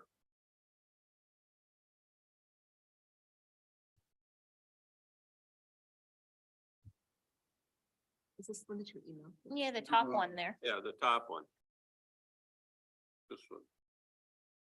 it's a little different than what I saw earlier, but there's a remarkable change in the acreage after 2011, decreasing as it was designed to do.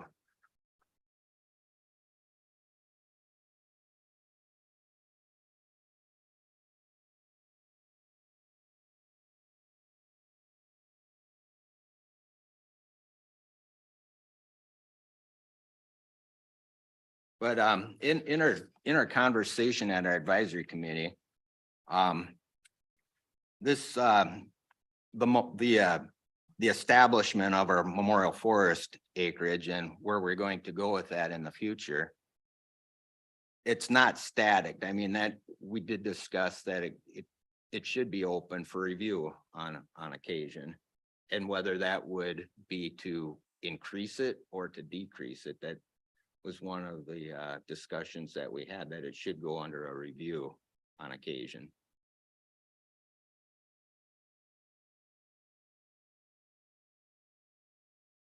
You don't happen to have off the top of your head a corresponding indicator of timber sales off of those memorial forest lands over the years, since 2011, let's say? Yeah, there was a point that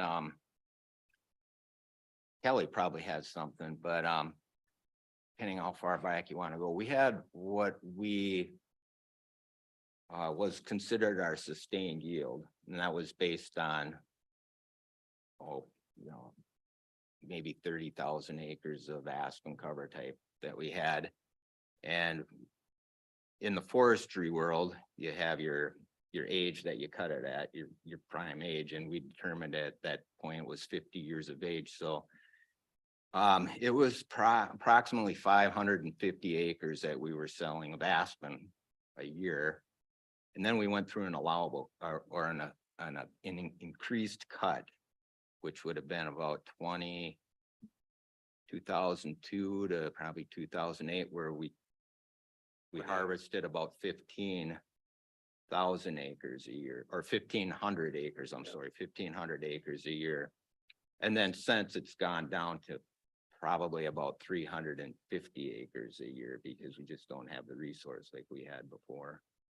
But I don't have those numbers to. Yeah, I have 2016 through 2020. The average, but for those years was 372,000.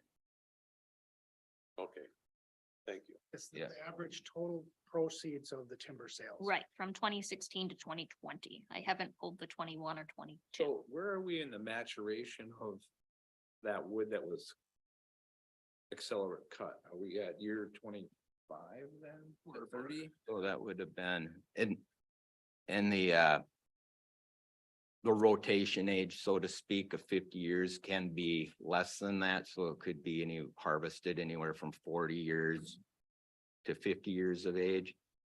So yeah, if we were looking at be about 2040, 2045 or so, we might start harvesting. So that big stuff you cut off, that. Correct. And it's somewhat like, well, it can be looked as a crop. I mean, right now our timber sales are quite considerably less. I do remember one in the good years that we were having $1 to $1.3 million annually in timber revenue. That was through our accelerated cut. But it's like plant, if you want to, take the analogy of farming, it's kind of like a corn crop. Yeah. It's just because we don't have the money there, the harvest time hasn't showed up yet. It's only June or July, we have to wait till So we've September. No, I look at, we've invested a half-life into it already, at least, right? You're looking at 20 years out roughly. So where do you, with that growth? We didn't log it off and sell it, is what I'm saying. We expect it in the region. My question is, does the second generation, does that usually produce, do we know, is it producing better or less? Yeah, typically, your second growth aspen stands are going to be producing considerably amount more timber per acre, plus a higher quality. Yeah, you probably be going from somewhere between 15 to 20 cords to the acre, up to 25 to 30 cords per acre on your second cut.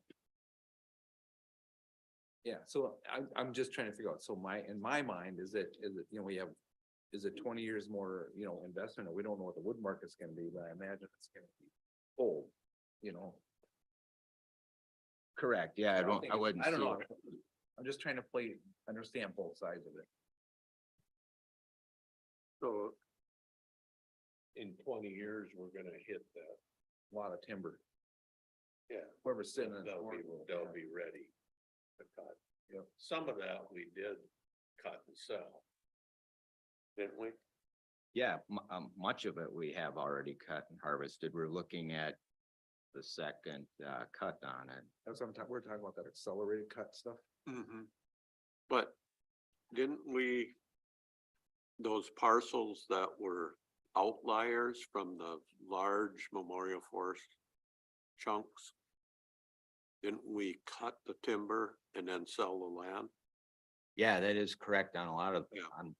on the majority of the properties, we did have timber harvests on those before we sold those. And we're still doing that as Right. well.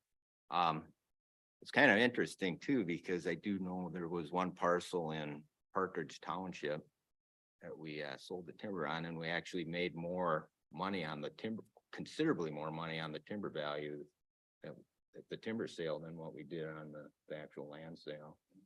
So it does pay to harvest the timber, some of it at least, on some of these parcels before we sell them.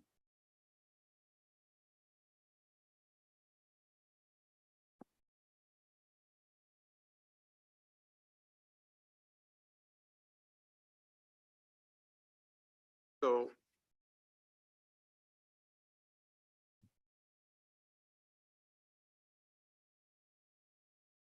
Should we go back and take care of the business that we have to, those resolutions? Just so we get our timber sales, our land, our auction stuff going, not our timber sales, Oh, So so we've got. I gotta find them again here. So 2023-13, -14, -15, and -16 are the four resolutions on 20. and 20, yeah. Yeah, we haven't covered 20 or 16 yet, though. Okay, so we'll wait. Then we can do them all at once, can't we? So you could do those first 13, 14, 15. Okay, we do them as one motion, or do they need to be I separate? think we can do them at one. So I will make a motion to approve resolution 2023-13, which is the classification non-conservative conservation, and then 2023-14 with parcels, and 2023-15, which is the kind of statement deadline and host. And I will second that, Mr. Chair. Okay, so everybody understand what we're doing? We're No. with property that didn't sell. Yep, so, And and we're adding, we're putting all the new properties that are for sale, Classifying a non-conservation. classifying them. Yep, They'll go back on the sale though, you just have to go, yeah. right, so the Right. ones that we're withdrawing, they're gonna be revalued and relooked at, and then those will go back on. And then as far as the classifications, that's really nice because we've had people coming to do that the day of the sale, and you've got a whole room full of people that are here to buy that property. right, That's an ugly situation. Mhm. right. Yeah. So, any questions on those resolutions? They're pretty standard. Hearing none. Debbie, you want to call the roll? District 2, Commissioner Moore. Aye. District 3, Commissioner Lopez. District 4, Commissioner Williams. I'd like to vote president. I gotta talk more with, back when I get back, and I'd like to talk to the actual commissioners one-on-one that are on this land advisory committee. Is that allowable to do that, Steve? Just vote president? You can not vote, yeah. Yeah, you can abstain. Yeah. I'll abstain. Any more information? District 5, Commissioner Ludwig. Aye. Chair Holly. Yes. Okay. Before we move on, do we want to make an open discussion as far as retaining our memorial forest lands? I know there's always two sides to looking at, public land, and, JJ's, as well as others have thought that it might be best to put all this land back into, private ownership, and the subject's not gonna go away. Right, But yet, on the other hand, and it's not just on the local level, it's throughout the state, even on the national level, that it's been, people determine that public lands are important. They're part of, lands that are open to all and to people to enjoy. It's not just our timber that we're looking at or making money on them.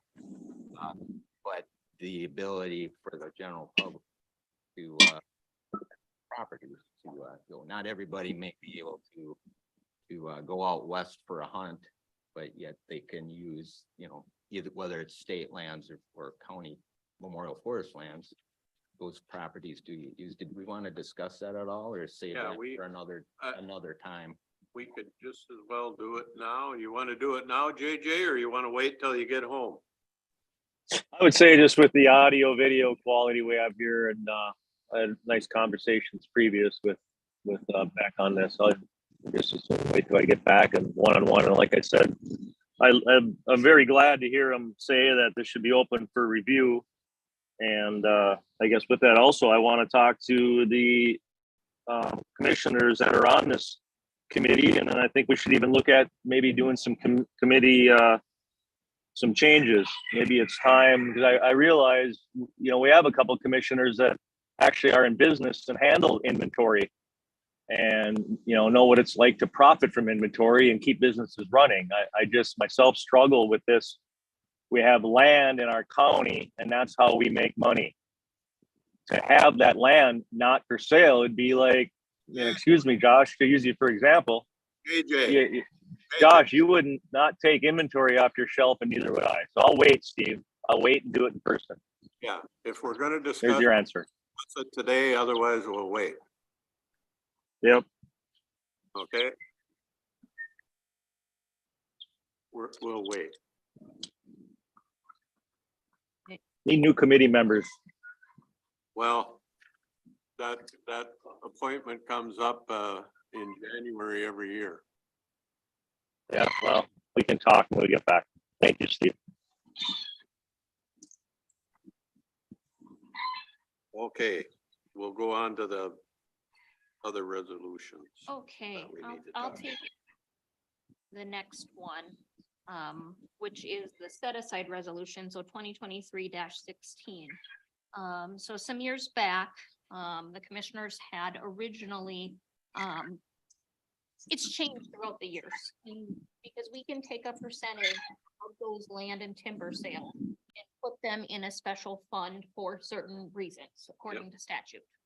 And so those that we've been doing are parks and recreation, blight cleanup of those tax forfeited properties, and then timber development. And so our resolution, we do it annually to determine if we want to continue those same set asides or not. The committee recommended staying with the same set asides to continue growing those funds with the knowledge that really, like, our land sales are going to be coming to an end.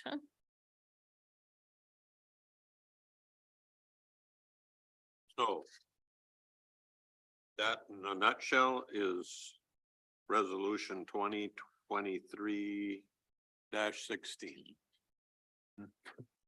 I'll make a motion for resolution 2023-16. I'll second. A motion by Lovegren, seconded by Moore. Any discussion? If not, Debbie, you want to call the roll? District 2, Commissioner Moore. Aye. District 3, Commissioner Lovegren. Aye. District 4, Commissioner Waldam. Yeah, same. I won't vote.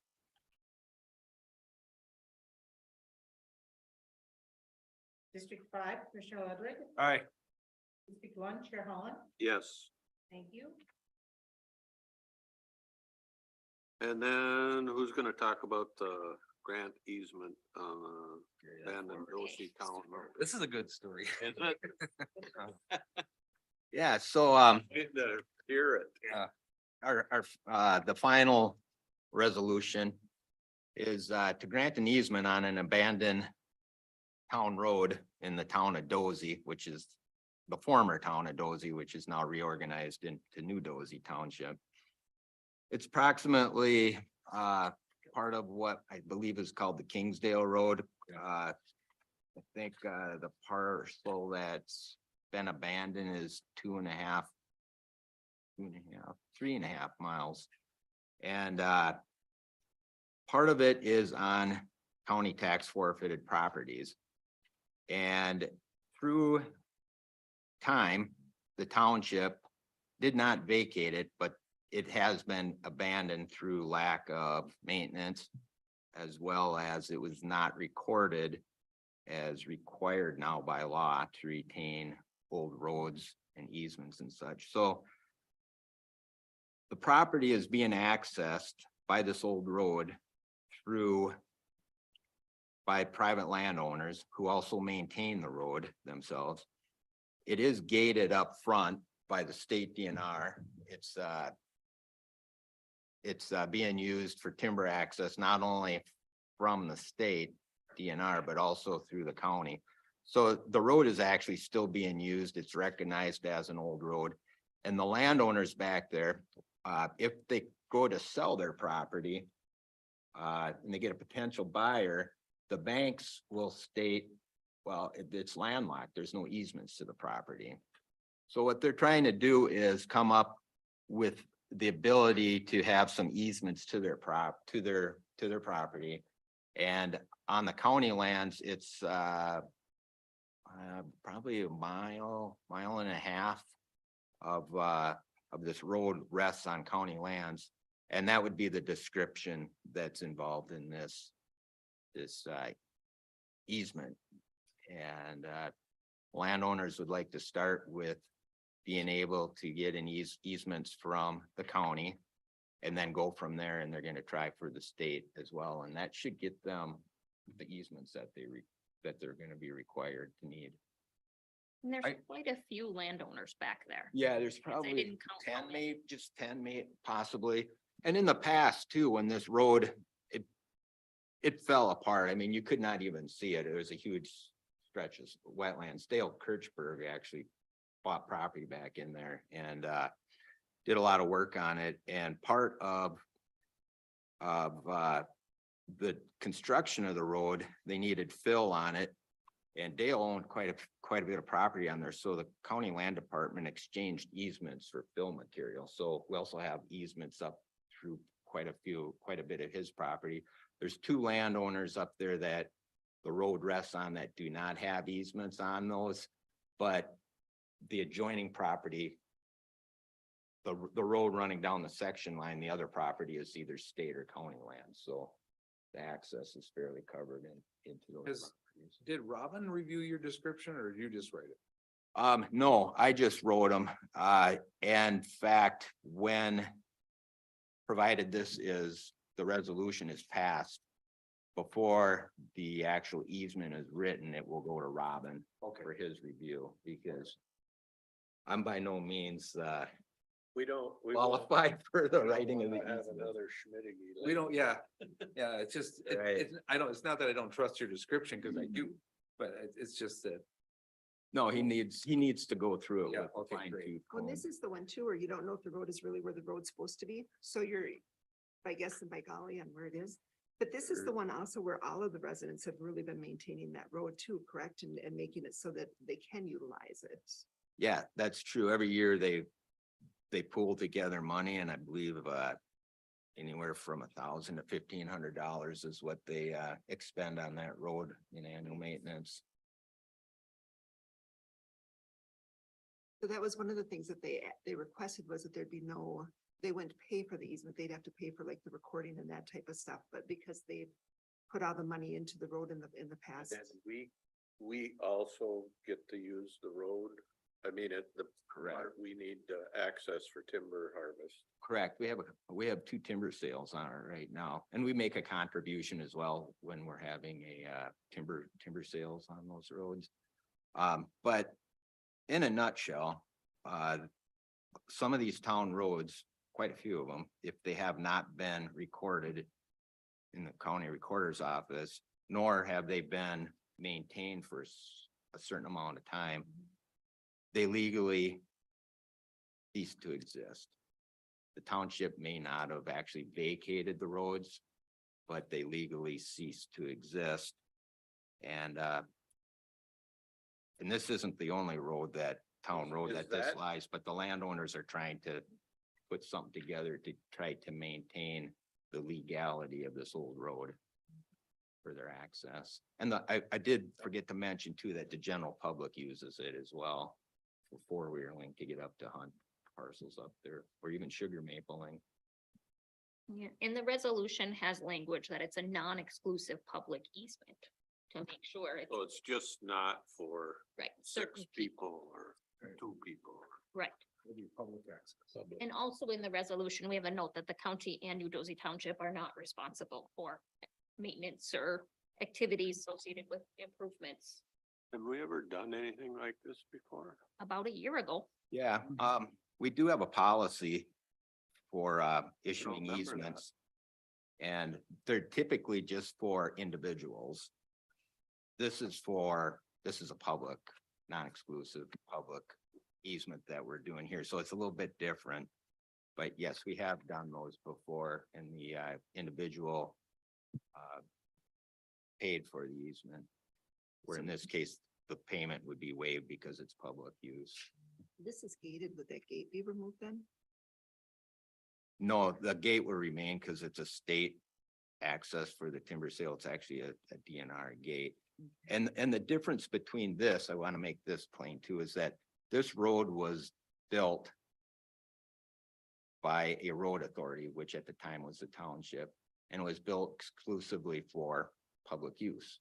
Whereas we do get occasionally easement requests on logging roads, and those were built totally under for different purposes, which we have not ever had easements. We have never sold an easement on a logging road or a forest management road. Those are just designed for different Okay, reasons. that's the part I didn't understand here. Okay. Right up. Now I do. Thank you. Mr. Chair? Yeah. Just a clarifying question, and this might be for the county attorney, Reese, if you're listening. So if the county surveyor is going to potentially further refine the legal description, should this resolution note that? So that anyone who would look at this resolution would know that the description in here is not the final. I mean, I'm just wondering if at where the first be it resolved ends Pine County, Minnesota, do we say something like to be further defined by the county surveyor and as recorded? Could I elaborate on that? Yeah. We could just postpone this resolution until Robin reviews it and then put that legal description in there that after he refines it. Perfect. That'd Okay. be perfect, I think. Thanks. Yeah. Thanks for clarifying the whole thing, because I was kind of thinking that's the way it was, but it wasn't sure. You had quite a land meeting. Did we do 16 already? Yeah, we did 16 already. The last one we did, right? Are there other things in the minutes? There are 3 other things in the minutes. They're on pages 2 and 3. There's the Scott Carlson request, the storm damage cleanup, and the Greeley update, if any of those are worth further discussion or updates by the committee, or if there are questions. Is that the gate, the keyed gate one? Yeah, that's the one. You gotta tell that one. That's the Scott Carlson, right? Yeah. Oh, the guy who wanted to have his own key to a gate. Yeah, we had a request to bypass one of our policies for landowners that use the actual forest road logging road systems that we have. And we make every effort to so that individuals, if they want to log or cut firewood, put food plots, build a cabin, and that can have access to their properties through the forest management roads, but they are gated. And what that typically involves is we'll put a different lock on there, and then they get a letter to confirm what their use is for. But overall, the use ceases around October. That's when we have a lot of the general public utilizing those roads for hunting and such. But yeah, we had a request that they could have pretty much year-round access to the gate, through the gate to their lands. And the discussion with the committee was that there are other landowners up there as well. Some who would like to have that privilege, and there are a few that like it shut all the time. But then also, where's the fairness to the general public that, during hunting season, somebody has to park, and if they don't have an ATV, they gotta walk all the way up to where they're gonna hunt. And here comes a pickup truck driving by. And these owners too, I mean, they only have 20 acres up there, so they have a cabin site on there, and the rest of their party hunts on the tax forfeited properties surrounding it. So it was decided that if the gates, if such a privilege did exist, that we would just open up the gates during hunting season for everybody to use, just to keep it fair. Which also opens up other possibilities of, you know, wet weather damage. And then there are people up there that want to keep the gates closed because it offers a unique hunting experience. You don't have pickup trucks driving by at 10 o'clock in the morning when you're out hunting. So the committee decided to decline on Scott Carlson's request. But you were gonna look at making it, because people camp at that little area where you can park your cars and stuff there, and you were gonna look at making that bigger. So more cars could be there and there'd be better camping for people and that type of stuff that you. Yeah. Yeah, correct. Yeah. Thanks for bringing that up, Terry, but Yeah. yeah, it's a high use area, so the parking area has outgrown its use, so we're gonna expand on it and also make some better campsites for people, so it's a better experience as well. Those are very popular.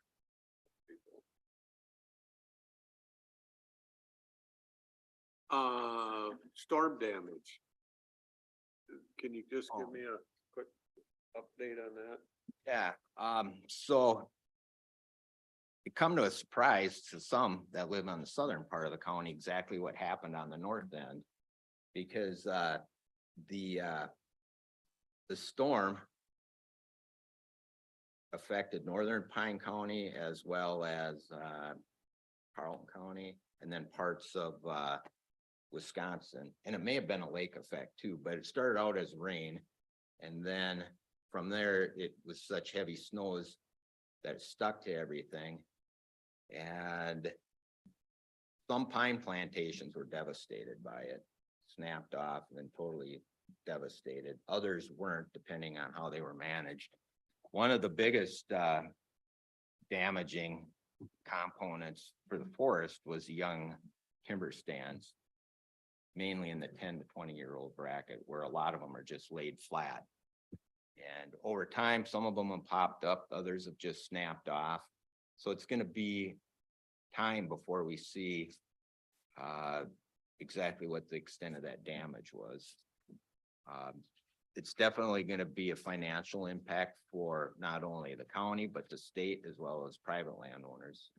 Because the damage was so extensive and pretty much irreversible. But it'll only be time until after spring, the sap starts flowing, the trees start growing, wind blows them around to see exactly, you know, what the recovery rate is. But in some stands, it's looking pretty poor right now. The other thing, Is that in all species, Greg? that would be mostly in the young aspen and birch cutover areas. So how much did you say that you figured Pine County has lost in timber value because of that storm? Initially, did I state like 3.5 million, but I believe that's like a car wreck. It always seems worse right at the beginning until you actually go through the recovery stage. So I would back off on that. It's probably considerably, but yet there is gonna be a huge economic impact in the future on some of those stands, as well as, like I say, private owners are gonna suffer from that loss as well. So this is something, Steve, that I'll be bringing up at the Township Association meeting too, because they've got until March 30th to apply. And Right. I know Denise down in the sheriff's Yeah. office has been talking to them Yeah. too, but we'll bring it back up. I can discuss that a little bit too. So the other half of this is what you probably saw LeBrun going through and his staff was all the cleanups that involved trees over roads, arched over, froze in. And it went not only on the public roads, but also so townships, county. But the snowmobile clubs were faced with cleaning up a huge amount of debris. ATV clubs, forest roads, they all needed to be cleaned up as well.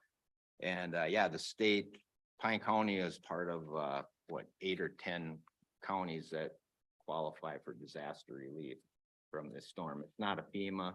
The reports and everything you fill out are FEMA forms, but it's actually state.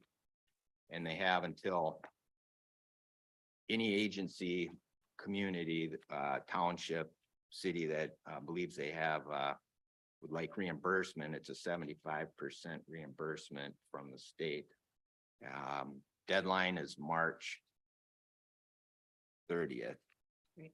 And yeah, so if anyone's interested in that, they should contact Denise Anderson. She's the contact for the townships on that. The clubs, the ATV clubs, snowmobile clubs, they go through the land department for their 75% reimbursements.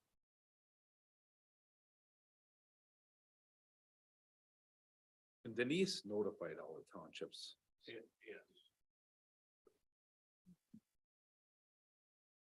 Give that final reminder. It's a one-time payment as well, so the land department is separated from the highway department. All of our expenses, as well as the ATV, the snowmobile clubs, we have, wait till the ATV and ATV clubs are gonna be later in the year, but we just make one package that we submit to the state at the time for payment, and then they'll send us a check. And It's just like an application by March 30th. It's not, you have to have the dollars all spent and figured out. correct, it's just it's a one-page, very simple application. And it needs to, yeah, the deadline being March 30th, I wouldn't push that too much, because after that, you don't qualify, so. Any townships or cities, anyone that's interested, tell them to call Denise immediately.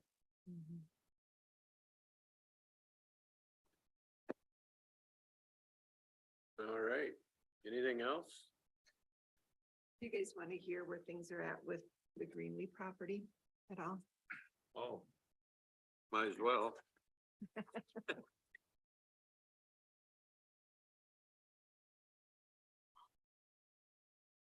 All right, as this has gone back a few years, but the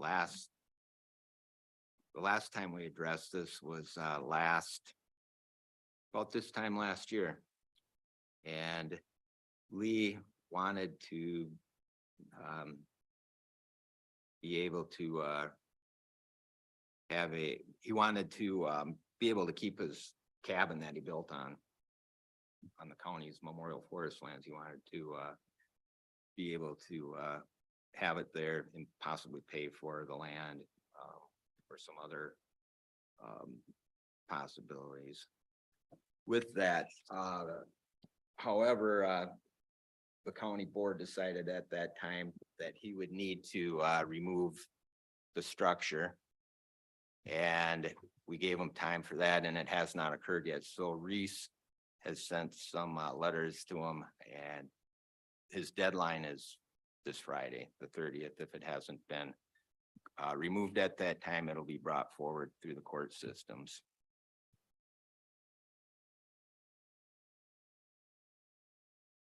And then what? They just tear it down? I believe, yeah, if he does not do that, then we will be asking that we can do the tear downs, and then he would absorb the costs of it. If he doesn't pay the cost, it would go down as a special assessment. So would that ever forfeit the property?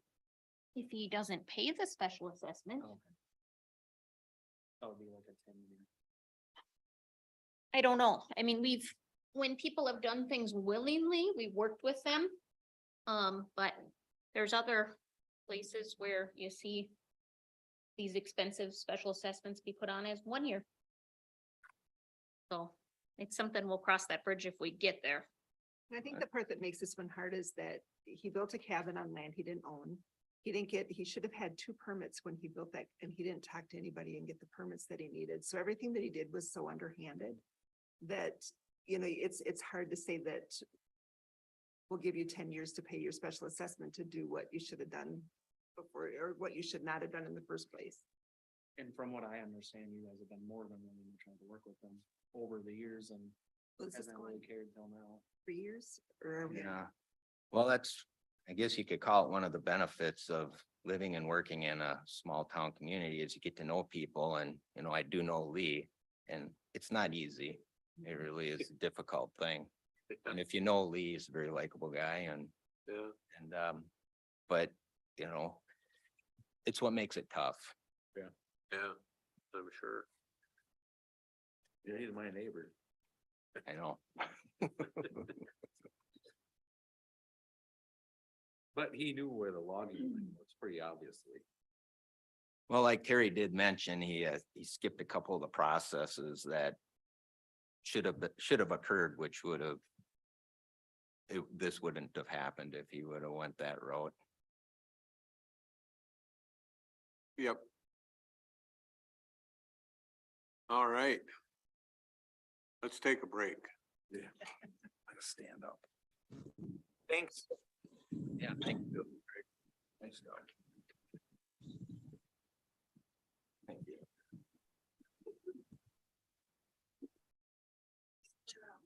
Oh, well, thank you for winning it. I do. It's my question, just answer like that. I gotta learn all that certificate to need.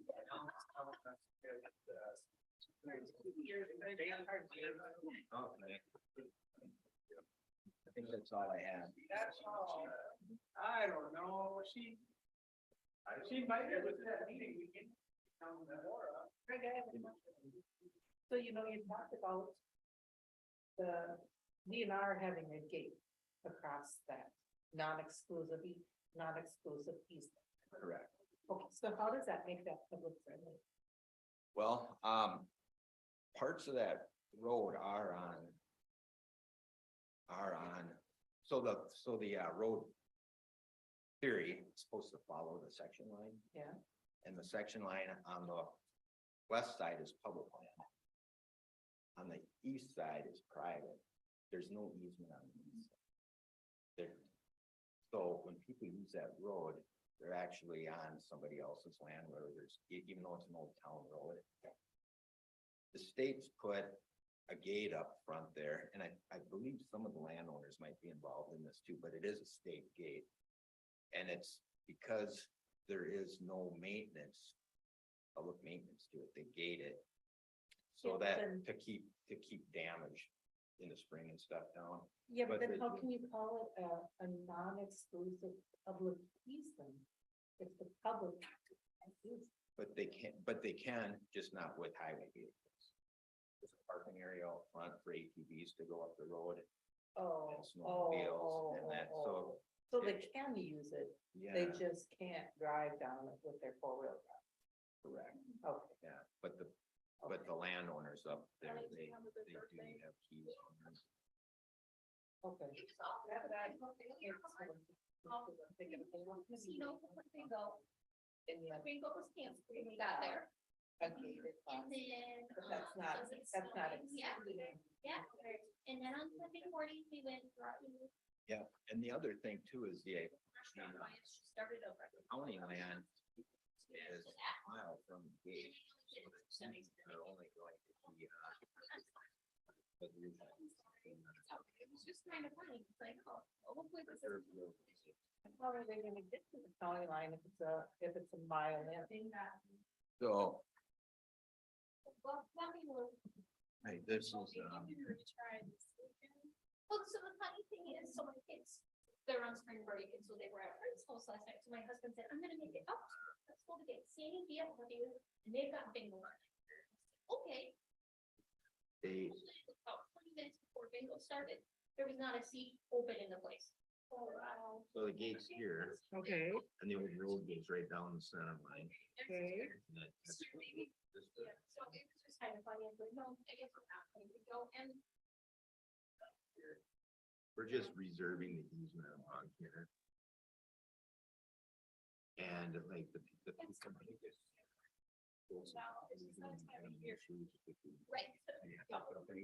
Right, because there's not a sort of a deeded access to that land. Right. Right. Uses it assuming it's in. I just have a hard time doing this, and we also. Garbage. Paying to pick up garbage, so we don't pay for anybody else. Oh, yeah, yeah. Really? But in order for the,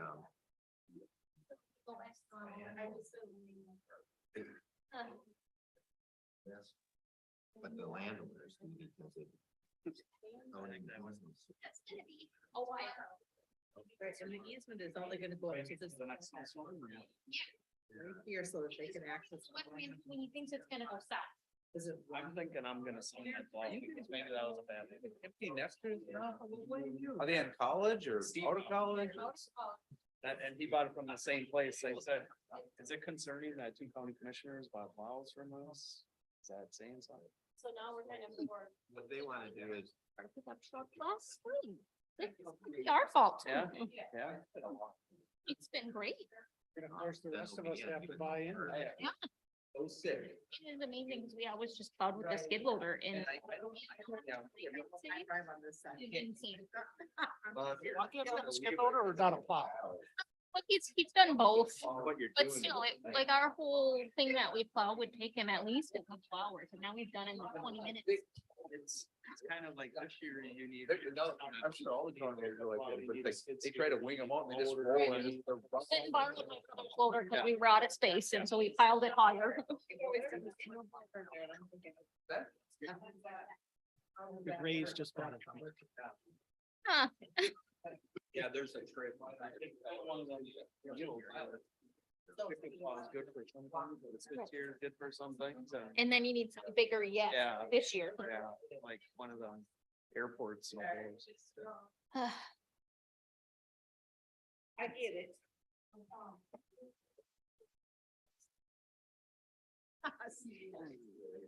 Bye.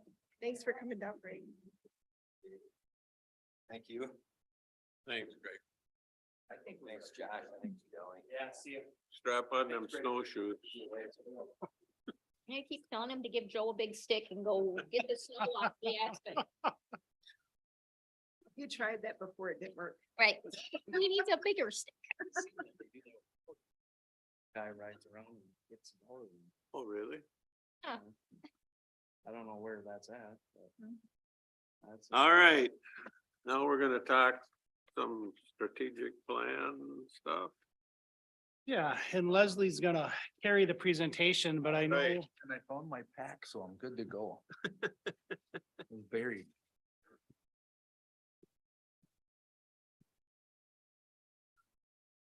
All right, Leslie. All right. Hi, I'm Leslie Sauter, your Economic Development Coordinator, if you forgot from a couple hours ago. David has invited me to kind of lead this discussion, or at least start it, regarding strategic planning. So I have just a few slides to share with you. And the overall intention here is to kind of get your thoughts churning so that we can maybe later have a more in-depth discussion, or if you feel really ambitious today, we can have some of that as well. All right, the clicker.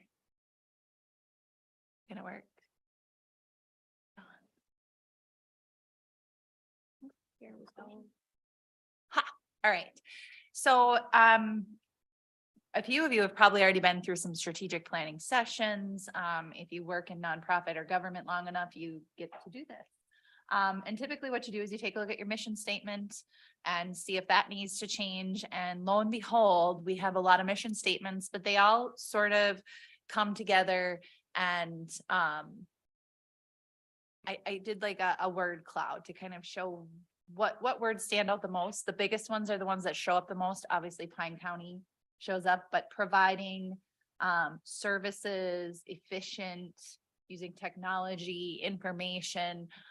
It really centers around providing good customer service efficiently, effectively, and with a smile, even though a smile doesn't show up, but that is kind of where it all comes together. Like a pizza. Kind of, yeah. And then once you've taken a look at your mission statement, you're like, yeah, that's good. That definitely envelopes what we're trying to do here. You create a vision. And overall, at the county level, we don't have just a county vision statement, but a few of our departments did. And so I did another word cloud. And information stands out in health and data and being supportive and being a foundation, kind of was at the center. Information was the biggest one. And that is kind of the role of county government sometimes, is the dissemination or collection of information, holding it and sharing it as well. That was just kind of setting the table for strategic planning. And here is a nice little diagram of the process. So you look at your vision and mission and make sure that it truly envelopes what you want to do. It defines who you are as an organization. It identifies what objectives you're intending to meet. And it also should encompass your aspirations, some of your dreams. Where do you want to go? Those then feed into some drivers and success factors. What funding is available to do stuff? What are the laws and the regulations that require us to do stuff or prohibit us from doing stuff? And then also always being aware of any current critical or emerging issues that could be coming down the pipeline that we might need to address. Once you've identified some of those drivers and success factors, then you do a SWOT analysis, which this board is very good at doing almost annually. Talking about what your strengths are, what your weaknesses are, what opportunities exist, and what threats are out there that might prohibit your success. And then sort of where we drop off, and my next slide touches on this a little bit, but is setting some long-term objectives, large achievements that, like Beth said earlier, are 7 generations deep. And it's more of a destination. It becomes very dreamlike, but then that's what formulates your roadmap and tells you how to do what you want to do, or how you're going to get to where you want to go. And then also discusses how you're going to mobilize some of your resources. So what do we got today? We have a lot of plans. We have a wonderful comprehensive plan, a highway improvement plan. Public health has done their community health assessment. We have comprehensive water plans, and the HRA EDA has established some strategic priorities, and they all sort of blend together. But almost separately, then the board sets their goals and priorities. So you do a SWOT analysis every January, February-ish. You talk about what emerging issues you're aware of with the committees you sit on and your constituents are telling you about, and you prioritize some goals.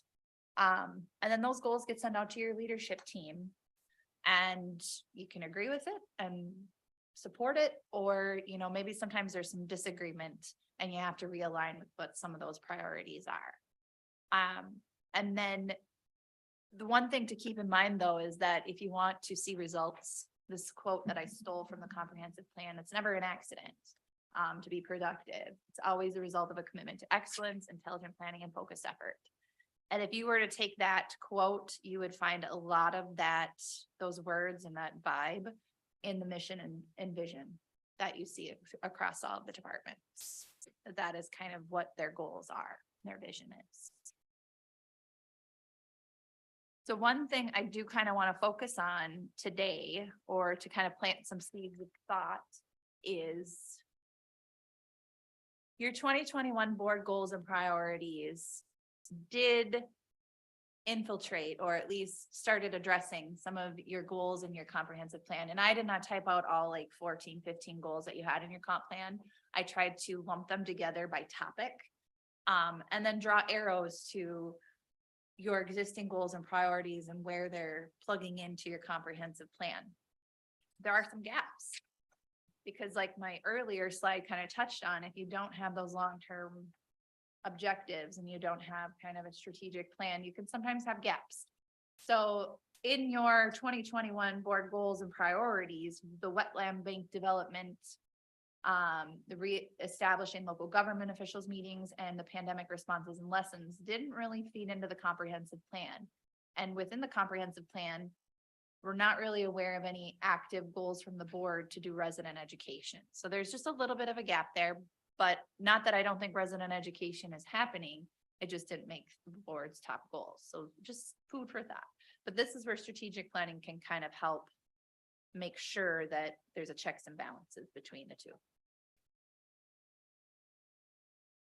So this is where I kind of am hoping to start some discussion in upcoming meetings. So those last two stepping points with strategic planning, the long-term objectives and then the strategic action are kind of what's missing in our whole scheme of things. We can look at our existing plans and review the board priorities from 2021 and ask ourselves, do we agree with what we're doing? Do we disagree? What should we do differently?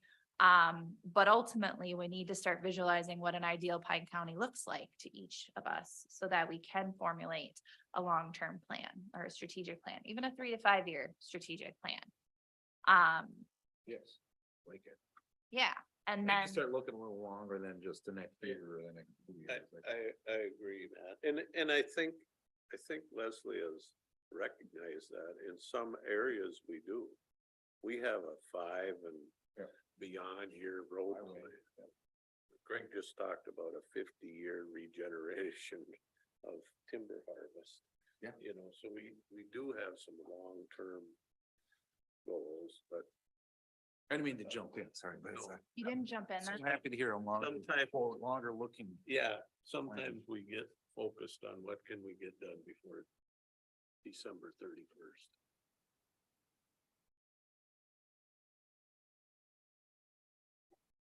So Matt, what would be helpful to you to get that longer term?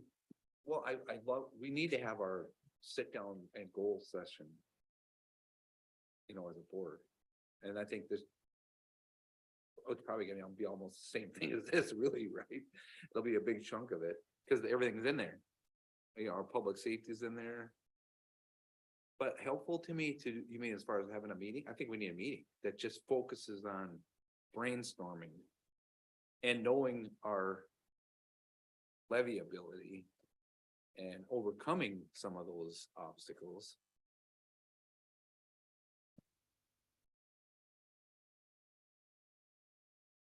We need to do a lot of, we just rethinking this solid waste.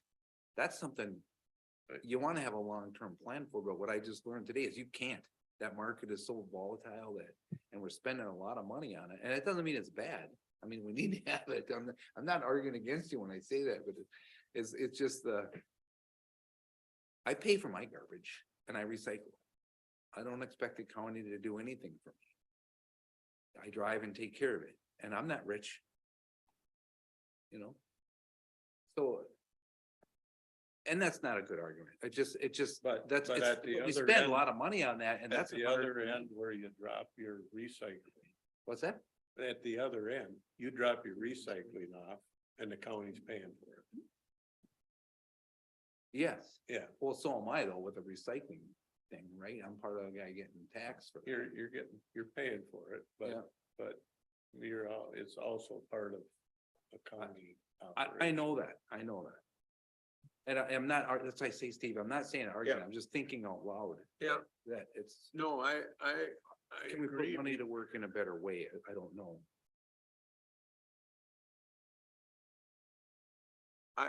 David, part of that question that I think we have to try to figure out is, you know, there's talk of a thing like a huge solar farm coming to Pine County.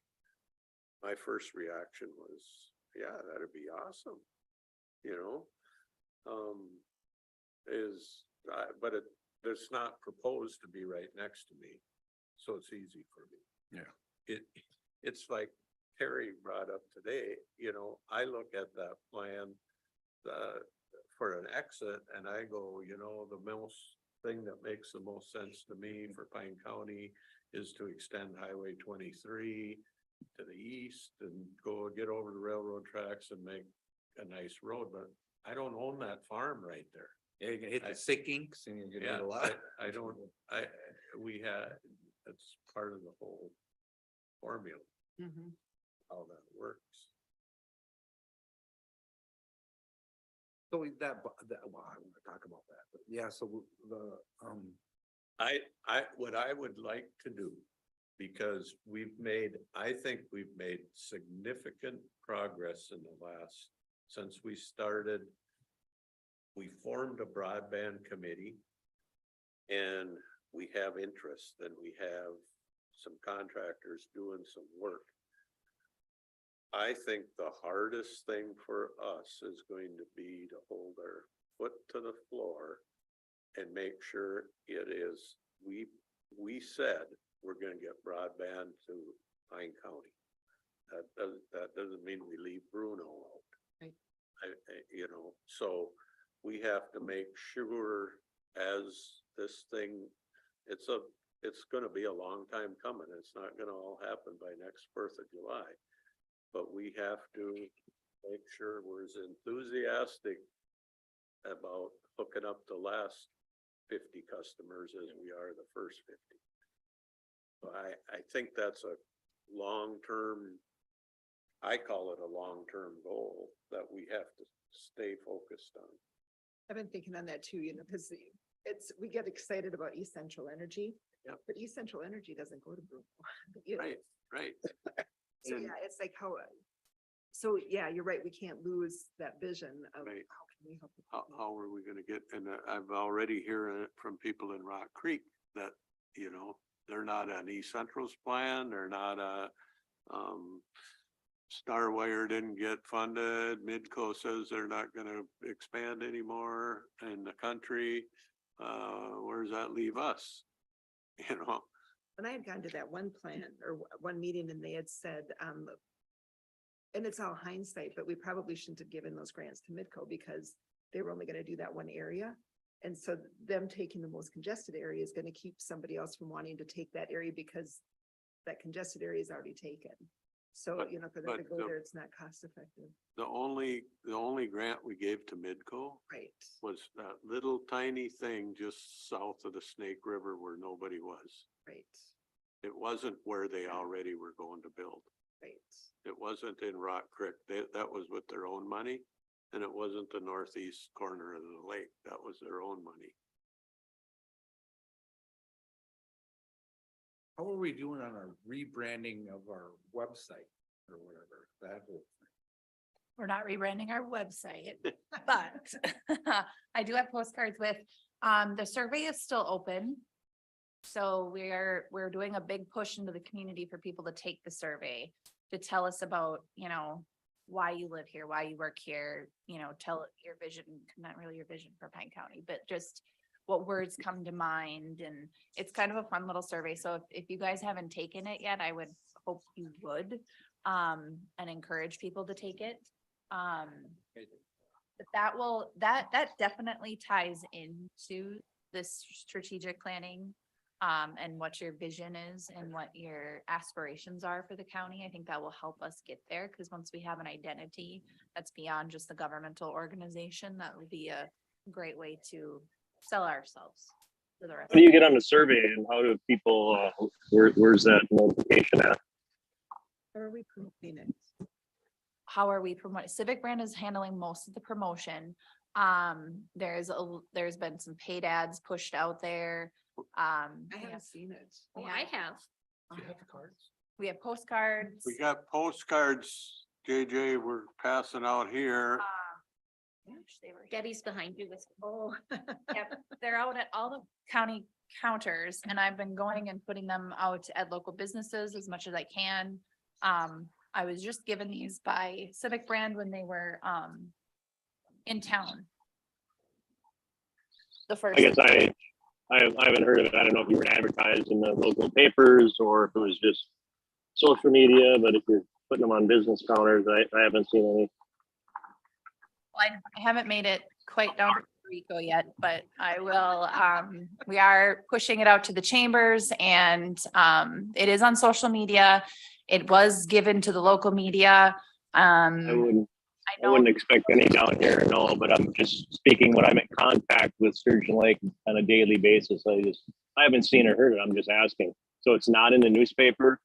There's not an ad or anything for the survey for people to take it, or how would I pass the word on? well, it has been shared with the media. I know the radio station picked it up and did an article about it and did some news plugs about it.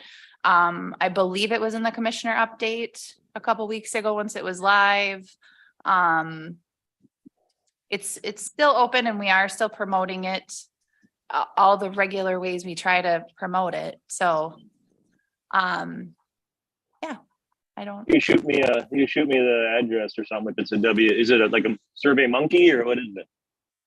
They've created a branding website and it's a landing page on there and, yep, we can get that to you. BrandingPineCounty.com, JJ. Pardon me? BrandingPineCounty.com. Okay, branding, Pine County. Thank you, Terry. Mr. Chair. Yeah. So I actually met with these guys, was it last week? 2 weeks ago. Yep. That's all. Anyways, it was very good. I met with two of them and, they asked some really good, hard questions that really made me think, and I don't know if they got anything out of it, but a few times I think I talked myself in circles, but anyways. That's a it was- good question. It made me think, and they approached me a few different angles, and I liked it when I really got to think about it. And that's what they said. I'm like, I would just kind of go with the same thing. I don't know if that's what this is or what, but the approach they had was pretty good. So. Are you gonna be working with them the whole time or who is? So Jen, Ryan and I are kind of their point of contact. But Breeza with Civic Brand is the one that's reaching out directly to the local contacts that we provided her. We gave her a pretty extensive list of people to reach out to. They're getting some feedback from people. All of your contact information's been given. to them Yeah, as so well. when the product's done on the Yep. website. And are we still gonna have like the Pine County government site too, or is this gonna be everything on one site? Is this gonna be out and then it connects us to like the Pine County's page? So they're helping us with a brand, which will include the new logo and a tagline, which we will incorporate into our county website. We are tossing around the idea of like a Visit Pine County page that is more of a visitor oriented, but none of that's been fleshed out yet. No. Okay, so yeah, I was thinking of all the stuff that's happening, like the one watershed, one plan Yeah. things, that all that data, cause those plans, businesses might look at that. kind of Yes. thing and Yep. See how far we have moved along. And I thought of something the other day too, that we need to get, do we have that already? Is that like the SWCDs and is there a connecting on our, I don't even look at it. I work for this county, I know I'm not on. It's there a enough little to- disjointed right now, I think, because I represent Pine County on the lower St. Croix watershed. But I live in the St. Croix or the Snake River watershed. That's where my farm watershed is. And they're not tracking yet, which I think once they get to the same organizational level, they will. We had a conversation about that at Snake River Watershed about, I was given a website, go look at this website, there's nothing on it, and that was Knabec, and then she said, well, you have to go to Mille Lacs County and look at Mille Lacs County, and then I went to Mille Lacs County, and it's like, we should have our projects on our county website, so Yeah. people can see what we're doing in Pine County, and we should have, what the money spent and where it is, and And I think our goals should Right. be out there so the public can say, wow, this is what the Pine County is shooting for. so we Should had be- Knabec. It should be County was listed there. our long-term goal. Natick was there, and Mille Lacs County was there, and then we had Caleb and we had Zach from Pine, and they were also, I think everybody was in agreement that we need to do something. I mean, how are we gonna advertise it if you don't Yeah. have it out there? We're not getting the projects because it's not being advertised, and And I think the one watershed, one plan concept is still rolling out. Yeah. Right. It creates this disjointed approach where if you want to get to the Snake River plan, you have to know to go to the Mille Lacs County website. Knabec County's administering it. Right, which is not intuitive. So I think on the back end, that really is a conversation with the counties and the SWCDs to one, figure out where is it hosted, and then two, everybody else links to that site. That's what I'm talking about. Yeah. Yeah, I never thought so at first, but it is. For even somebody that's been involved, it's confusing. Because I hear neighbors talking about projects they're involved with through soil and water, but it's actually through funding from the Lower St. Croix. But they only live a mile from me. Yeah. But they got their funding for their projects, so we don't have it yet for the Snake River. So it'll take a while, I think, but we'll get there. Well, you know, and I know that, if you go to our site for elections and you want to click on something for that, you'll click on, I want to register to vote, and it takes you right to the state of Minnesota. And then you can register to vote. It's really slick having those places where you can click on it and it'll take you to that one source so that you can do what you need to do. All I know is that everybody is using this, from my kids' age on. Cause they don't look in the phone books, it's like, No. they wanna go camping, they're on there. They make them They wanna anymore. go stay. They go, hey Siri. Yeah, and I find my VRBOs and all this stuff, and that's another thing we have to discuss, how we're gonna, what do we do with those? So I've heard two topics that are probably ripe for strategic planning. One is communication. We know we have nobody internal whose job that is, right? Everybody does some extent. And then we also know we have changing environments with the watersheds, but also with other, how other things are evolving, right? The new generation, Matt, you were talking about with the phone. So to me, that's where the county board can maybe give some vision as to what is it that you would see the county doing in 2, 3, 4, 5 years.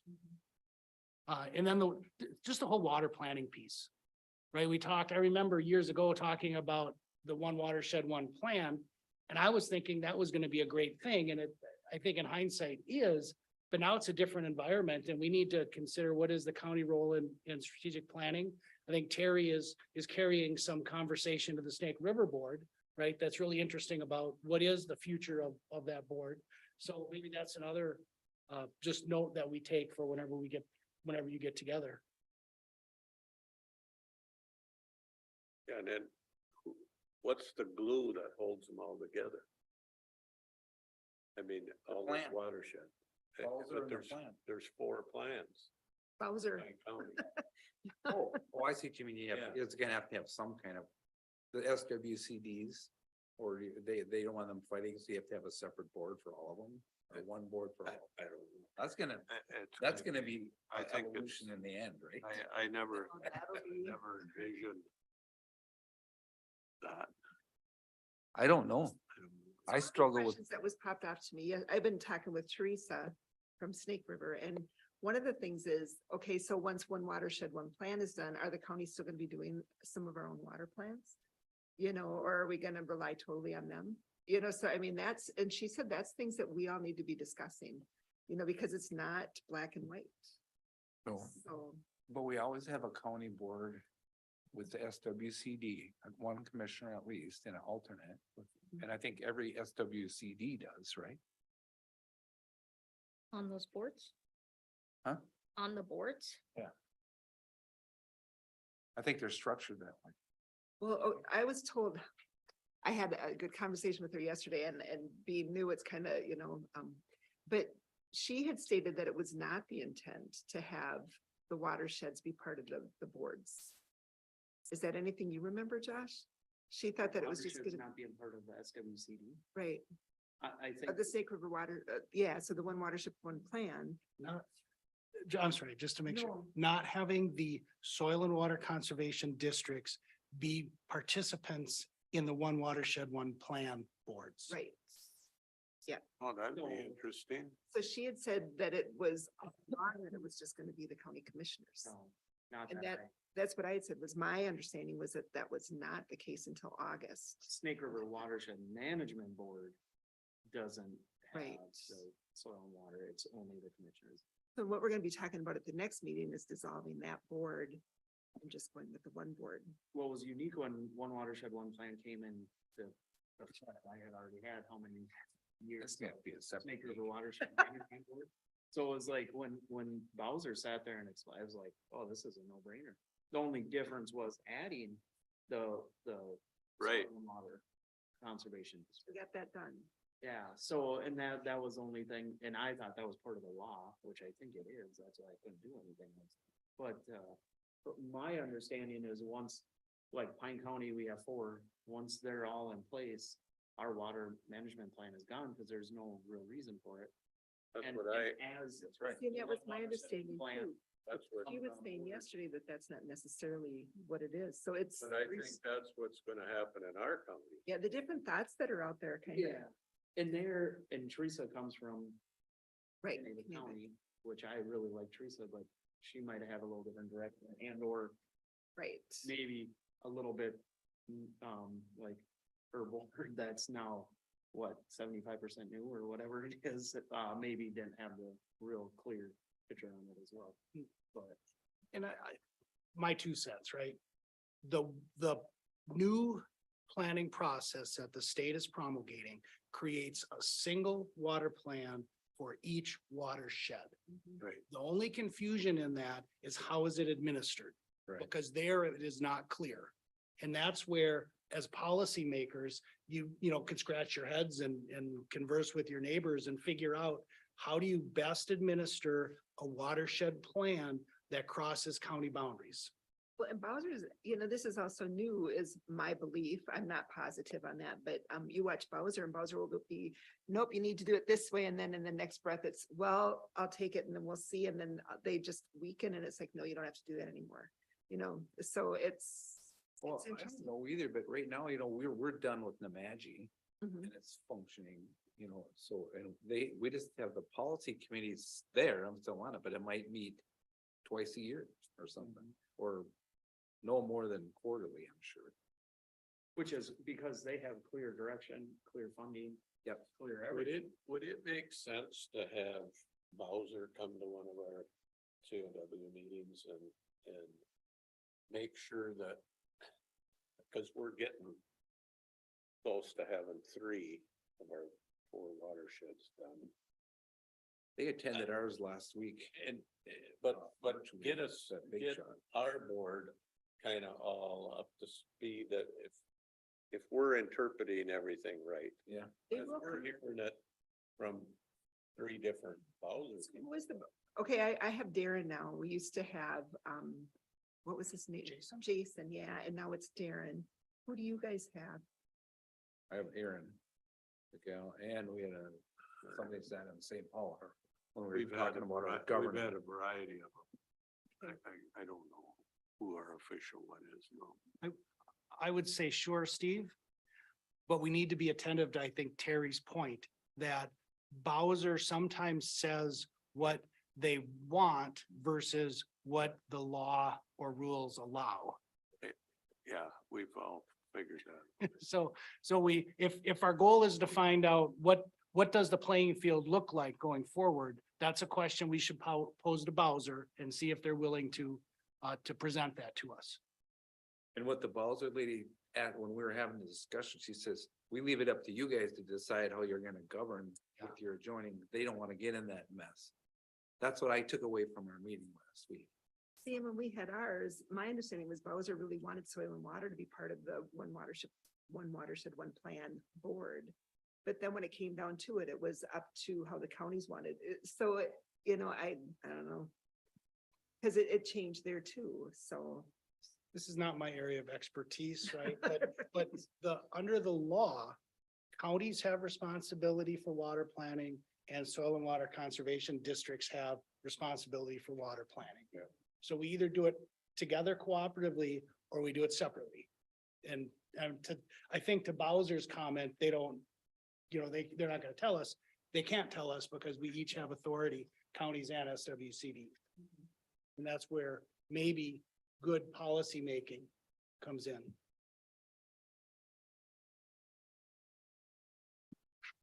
We really went off on a ramp. Yeah, we went off on a, Sorry, Leslie. sorry, yeah. These are good though, Yeah, right? it Because is. these are topics that are long-term and require vision and leadership and And they're gonna affect all that anyway. You're gonna do something. so we're probably out to May since we've got the road tour in April. That's all right. So I have one more question for you, Leslie.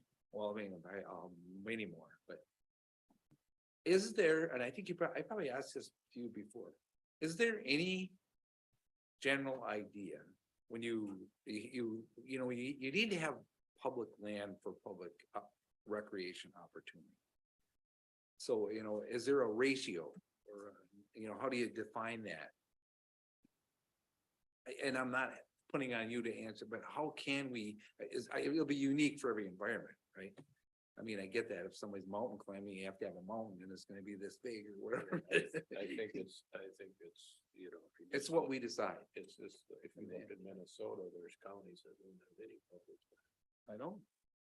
because, And because it all got, every square inch of it got, plowed up, oh, true. So- And I know on the state forest land, which we have a lot of, it's limited what you can, on their state forest. Mr. Chair, and I think that's what's unique, is some counties, maybe that's what they should do. And some, are way more public owned. Somewhere in between, and that's why it's nice, the state or federal government doesn't tell you, hey, you have to have this many percent, because it's up to the local boards to decide. I just think we have to find that balance. Yeah, and I think if you look at, people don't generally go south out of the cities for recreation. Yeah. They don't go to Brown and Swift. Oh, I know, and Stevens County necessarily, although there are some nice spots there. On the other side, David told me before too, that, or Kelly, right now, she's got property that's on sold. You could walk in there and buy it right now. 4 today. parcels. Oh, I know. So, I mean, we can get all of it for sale and it sells what it sells. It's just kind of like everything. We have a lot of parcels every year that sell, because you have to remember that we have a lot of no access swampland. Right, It's just the way it is. It's, yeah, wind tax forfeit for a reason. right. So if I were to maybe try to draw together what I'm hearing for next steps on strategic planning, is we would look to schedule the special meeting committee of the whole in May, maybe the 23rd of May. And we would have departments come and talk about the priorities and goals of the plans that they have in existence, right? So that we're feeding off of those and understanding those. Have them talk about any critical needs or critical issues that they see that should rise to your attention. And then give the commissioners an opportunity to do some brainstorming, prioritizing, and discussion on what those top issues might be that you would want to be sure we have in looking at a 2 to 3 to 5 year range. Could I propose that we develop a survey of sorts to send out to department heads and commissioners to gather that information before we meet in May? So that it can be kind of compiled and get us to spending time that day talking about the large achievements rather than going into the Yeah. weeds. I would agree, Leslie, because I do better if I can get it beforehand and let it soak in a little bit and marinate and then come and have a discussion. I think what I would like from departments is what are some critical needs? Yeah. Sometimes we don't hear those, what they think are their critical needs until late in the budget season. And so if it's something that, maybe we don't get it on this budget cycle, but 3 years from now, we can fit it in. Because it's a long-term critical need. That would. We're gonna have to at some point, we have negotiations coming. So that's gonna be another, what do we have? 9. 9 contracts. I'll be gone. But just to echo on that, when is the last time we did one of these? It was 2021, Okay. right? Is it, you have that list from 2020? Yeah. Yeah, that's what I thought. Yeah. And that that we had done that same sort of list making for 4, 5, 6 years, and it kind of ran its course, in my opinion. Did we do a little one last year too, though? We did a little one in January. Yeah. Yeah, I was in, last year? Or the year Yeah. before? Oh, last No, year. last- We did. Because I we thought- did two when I think I was in Rochester. You guys were going around the table. I think we did last year, just a short little. We did the EDA process last year. So that is, I think, where the goal setting came in, was around economic development. Right. To set the table to start the process of forming an EDA. That's what we found in the minutes anyways, so the last like countywide one was 2021, Okay. just on general county. I know that was always a big priority, January or February that we did it. Yeah. And I realized. Well, we met up at the Madge. We went to, yeah. We went did to one in Madge. 2022. Yeah, January. you're right, you were in Rochester. No, that was a review of the 21 goals, wasn't it? No, we. No, it was a, And there was a presentation of the departments brainstorming strategic issues for 2022, ranking them. Strategic issues for 2022. yeah, Yeah. Broadband, In, community in health. the January of 22. Yeah. okay, oh, so we missed 23. We're several. We're in months late. 23 right Yes, now. Okay. Yeah. Right. Yeah. Lost my mind. Yeah. So speaking of surveys, the branding survey is on the county homepage. If you ever want to find it or refer people to it on the news and information, it's county branding, click on it. It takes you right to that site. Do we have anything that we could put like, in what's happening in Hinkley or Pine City or whatever in those areas to get people to do the survey? On the Facebook sites, Yeah, I'm always sharing stuff. I know. I'm just wondering if we have something that, Yeah, there's an image that's was distributed and I felt like a lot of the department pages were sharing it. I mean, we're still, it's not over. It's just started, so we're still working on getting it out, but yeah, hearing that people aren't seeing it is helpful. I know the feedback from the branding Civic brand was that they were getting responses, so they were confident that people were getting it, but we can, yeah. And I think there'll be a piece in this week's newspaper, local paper on it as well.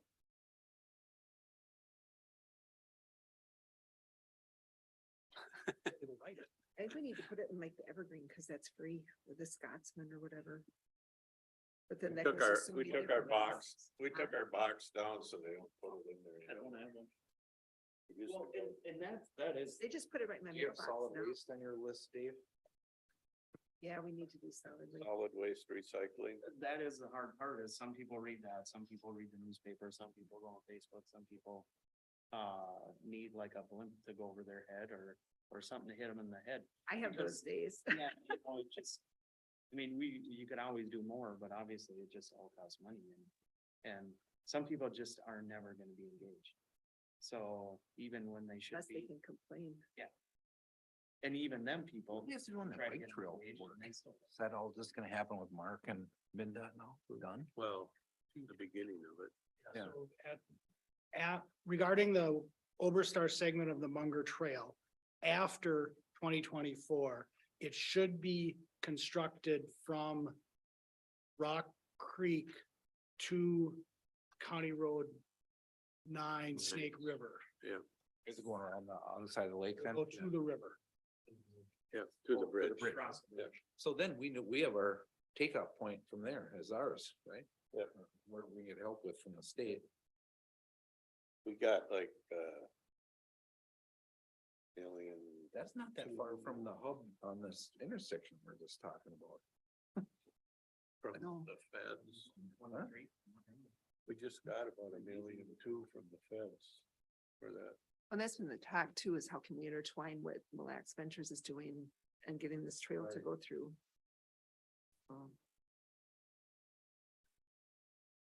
Any more? Leslie? You need any more from us? We're running out of gas, I can tell. Yeah. I got something for Leslie is on this survey, if I can, Mr. Chair. Go ahead. Yeah, and we're just looking at it here and listening at the same time on number 17. It's just a simple typo, but it just says, I am an employee of the city of Pine County. So I just haven't reviewed the rest of it, but, and it is, yeah, it is actually a Survey Monkey. So thank you, Terry, for sharing that. I didn't find it earlier. Oh, you're welcome.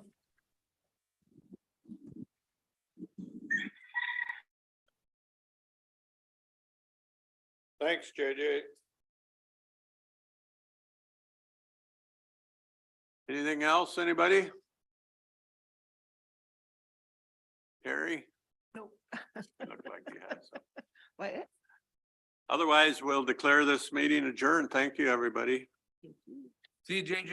Hi, JJ. See you, Have a Jen. Yeah, see you guys. Thank you, Leslie.